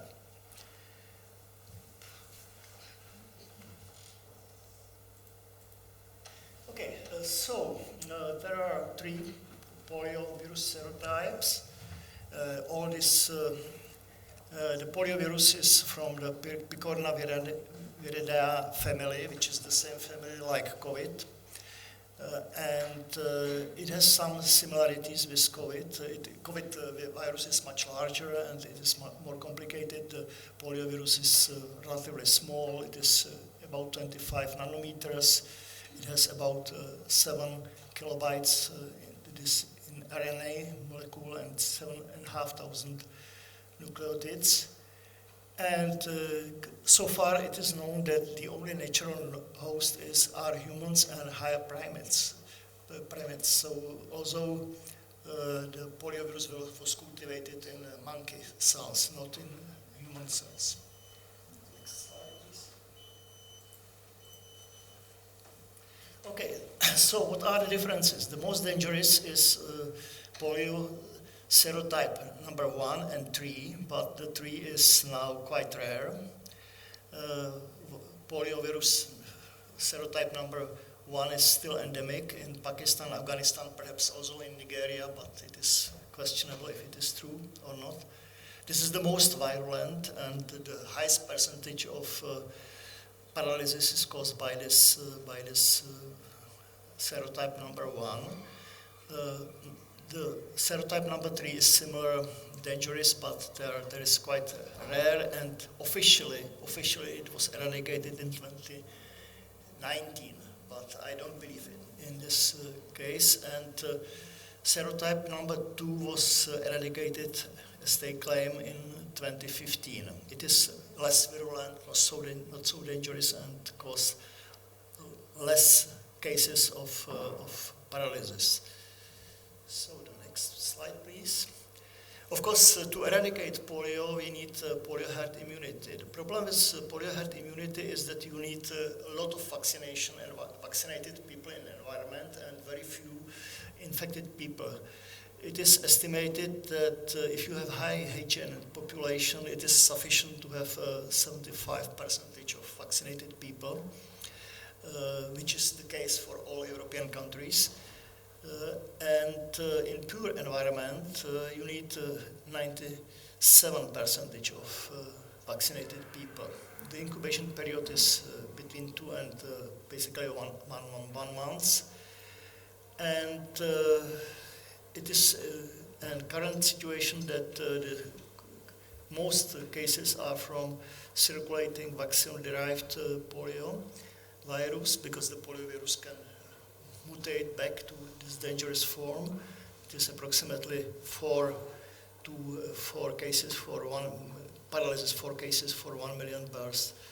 The problem, of course, is that these are numbers from 22, that 2 billion people have no access to drinking water, more people have no access to proper sanitation, and the same number of people, they lack basic hygienic conditions. So basically, seeing this, it is clear that it is impossible to eradicate polio in Africa, at least, because there is no way how to change this. So there were some success with this wild polio eradication effort results. So you see that from, I don't see that from this position. Okay, so from approximately 100,000 in 70s, we are now in less than 100 cases of wild polio. If we look to the next cases, so here you can see the tragedy which was caused by stopping in oral poliovirus from triple serotypes to double serotypes. They simply took out worldwide the serotype number 2, and you see a huge peak of circulating wild polio virus-derived polio virus from the serotype number 2, and it cost a lot of money to change it. And so it is a clear case how some stupid decision make really sufficient change in a polio situation. Okay, yes. So of course, before we can have any vaccination, it looks like that the polio virus is of course very old. It is, at least we saw it in your presentation already, that the first recorded case is 1,400 years before our era in this Egyptian stela. It's well known. And before vaccination, the polio killed and disabled about 600,000 individuals annually. Okay, but before Salk and Sabin can develop anything, then there are some preconditions which had to be met. So it started with Michael Underwood, was English physician. He first clinically described polio. Then Jakub von Heine was studying in the 19th century the transmission character. There were some, of course, numerous epidemics. In Spain, the largest was probably in 1958. In Czechoslovakia, it was 53, and in many other countries, it was were different epidemics. Then, what was a very important development was by Karl Landsteiner and Levaditi and Popper. They first isolated polio virus, and Karl Landsteiner got the Nobel Prize for it. And then was another Nobelist, Frank Burnett and Annie McNamara. They discovered these 3 serotypes of polio in 1931, but the Nobelist was only Burnett. And another important step was by Anders, Weller, and Robbins. They were from Harvard Medical School, and they got in '54 Nobel Prize for cultivation of poliovirus in these monkey cells. And what is interesting are another Nobelists, Baltimore, Dubeko, Termit, they got the Nobel Prize, but not for polio, but I am showing this because David Baltimore was first to describe how to synthesize really the wild polio virus. Okay, so next slide, please. Okay, so now we are in the vaccines. There are these two vaccines, Jonas Salk and Abraham Superstein. Later, when he moved to States, he changed his name. So it is now known as Albert Sabin. And what is the difference is that the Salk vaccine is dead, so it is inactivated by formaldehyde, so it is a standard way in biology, while this oral vaccine is life attenuated. The duration of protection was believed before that it is lifelong. Now we know that it's not the case. Probably it is individual, of course, but it's something between 5 and 10 years. But the poliovirus antibodies can be found up to 18 years. What is the basic difference is that the Salk vaccine has no risk for circulated vaccine-derived polio, while, of course, the OPV, this oral vaccine has high risk of this. Another big difference is the price, because the Salk vaccine is, these are UNICEF prices, they are subsidized prices, so the real price in Europe is different.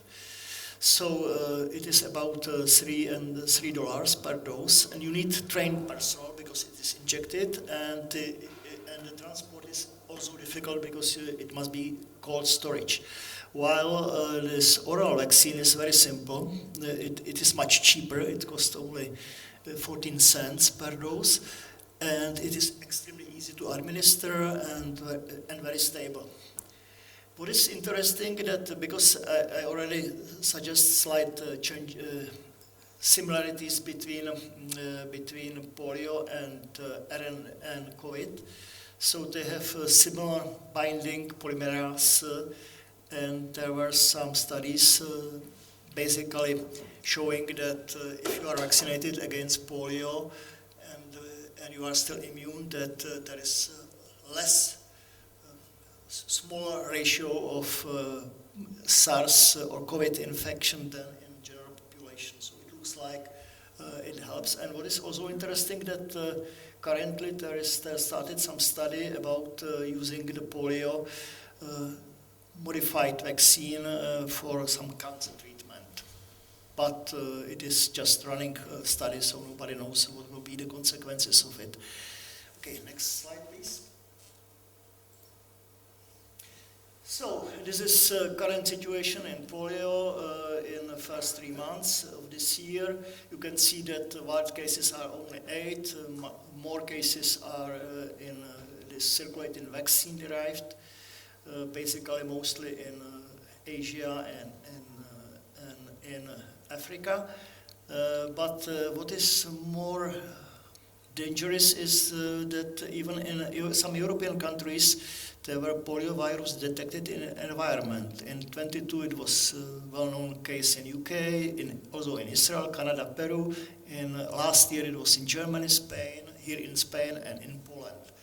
So basically it shows that we are far from being really polio-free. It simply means that there are no paralysis only. Okay, so next slide please. Okay, it is the schedule of some selected, this is European Union. What is red means there are mandatory vaccination, what is green is recommended, and there are some specific countries where there are catch-up vaccination. If you look at it, everything is so-called vaccine here.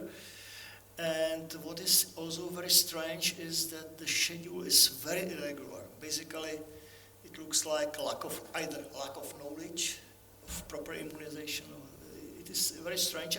Interesting is France, because in France, where is France? Here, you have 3 mandatory doses, and then there are subsequent doses based on your age. So if you survive till 100, you will get much more doses than regular other Europeans. So then I have a similar vaccination schedule for the non-European and non-African countries. So this next slide. Basically, I forgot to tell you that the average vaccination percentage was in the last column, but it is not probably interesting. So these are some countries which are in the European Union, some European countries, and some countries outside Africa. So you can see again there is the red means again mandatory vaccination, green is voluntary vaccination and type of vaccines. And the next slide is Africa. Africa is very interesting because they are all African countries. You can see that everywhere there is just the Sabin vaccine, and they have very regular schedule. Basically, the schedule is in all African countries the same. And there are a few exceptions like Tunisia where there is Salk vaccine, and I think there is also one other country, I'm not able to find it. Okay, Mauritius. Mauritius is another exception. So showing this means that based on the hygiene condition in Africa and this type of oral vaccine, which we know is very dangerous, that there is no chance to eradicate polio in Africa in current situation. So next slide, please. So if you look at the statistics that in EU, mandatory vaccination is about 40%. Mostly the average is 96% of population is vaccinated. Poland is a slight exception, then it is lower. Recommended vaccination is 60%, and what is interesting that there is, as was already said in the morning, there is very small difference between mandatory vaccination and recommended vaccination, because people really got their children vaccinated even if it is not mandatory, but this wonderful situation will not hold forever. We can assume that the countries with recommended vaccination, the vaccination period, vaccination rate will go down. The number of doses, median is 5 doses. There are some, of course, some exception. Croatia has 7 mandatory doses. France has 3 mandatory and, let's say, +4 voluntary, etc. The vaccination is IPV and polio. European was announced polio-free in 2005. The other non-European Union and non-African countries, there is mandatory vaccination 45%. The average vaccinated percentage is 92%. Again, there are some exceptions, like Bosnia and Herzegovina, where it is much lower, and Ukraine is currently has very low percentage of vaccinated people, 53%. Number of doses, median is 4, so this is more or less similar. And endemic polio is still in Afghanistan and Pakistan. So next slide, please. There will be African statistics. It is interesting that not a single African country has a mandatory vaccination, but there is mandatory vaccination for some travelers in some African countries. That's the only exception. The median doses is 4. This is similar like in Europe, except Egypt has 6. This is different. And when you look at the schedule, vaccination schedule, you can see that it is very uniform. So basically, all have this 4 doses in exactly the same time. Next slide, please. This is chaotic European Union, and the green is red is European Union. No, blue is European Union. I don't see it correctly, and red is probably non-European Union countries. So you can see the schedule is widely different.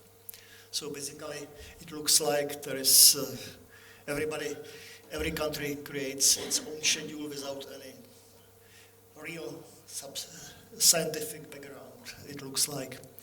Next slide, please. Concerning the polio research, we can claim that basically nobody is interested in polio in recent days.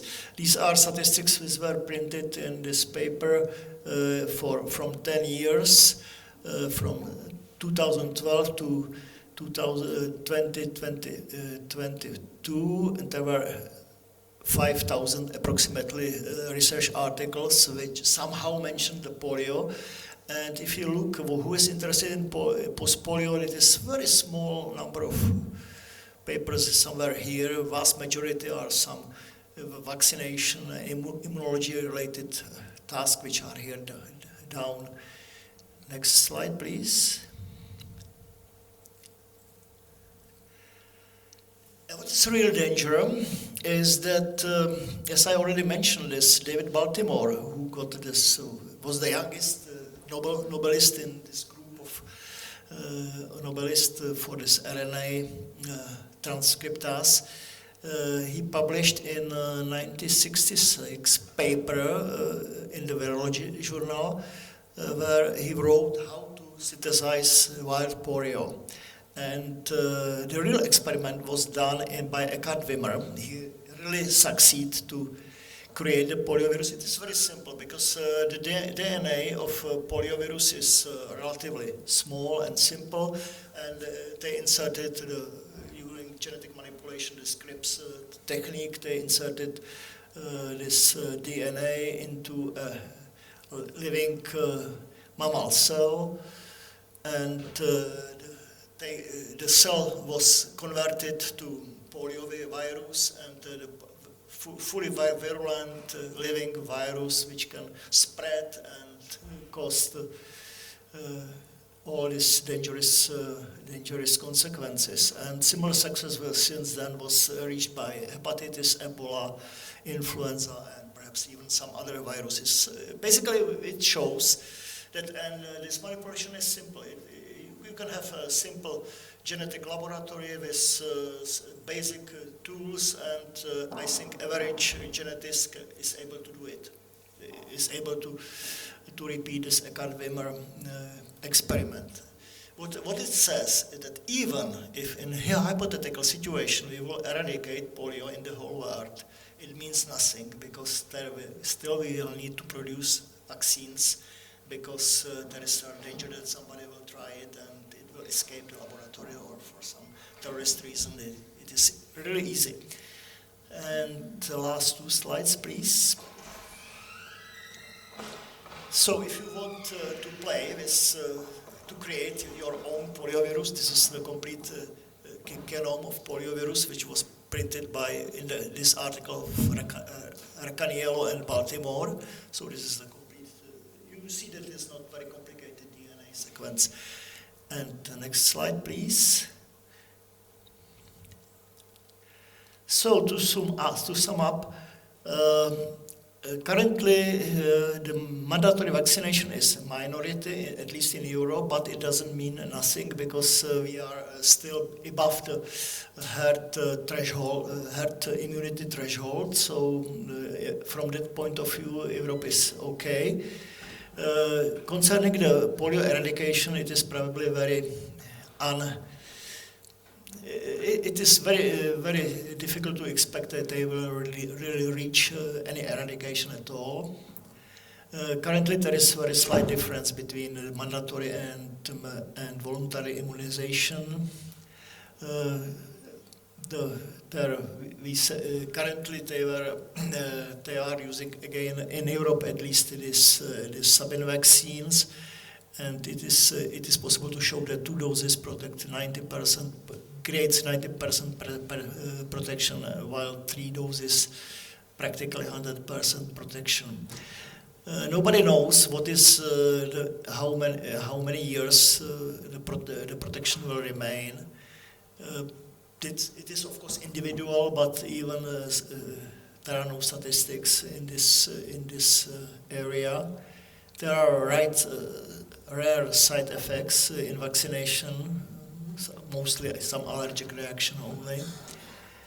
And what surprised me that why is such a strange, huge difference between vaccination schedule in countries and number of doses. It clearly shows that there is lack of scientific understanding of this problem, because otherwise there is no reason why to have such a huge change of vaccination schedules.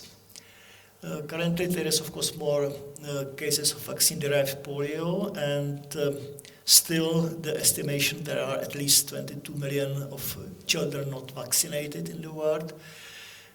What it says that it is clear necessary to develop a completely new vaccine. So forget about Sabin vaccine, forget about cell vaccine. We need genetically stable oral vaccine, completely new vaccine. And even if we succeed somehow to eradicate polio, it means that we still have to produce vaccine, because as I show, it is easy to synthesize the poliovirus. And the last, basically, conclusion to my question, starting question, the last slide, please. There's still one slide. So, my understanding is that ideally would be mandatory vaccination with novel, genetically stable oral vaccine. The polio research is needed to continue, because there is a very lack of research, and we know from our own experience that physicians mostly do not, or younger physicians, they do not know what is polio at all. And I think it is also interesting, this research area, because the post-polio symptoms are similar with some other maladies. So the results are transferable from treating of post-polio with I say, long COVID and some other similar post-polios.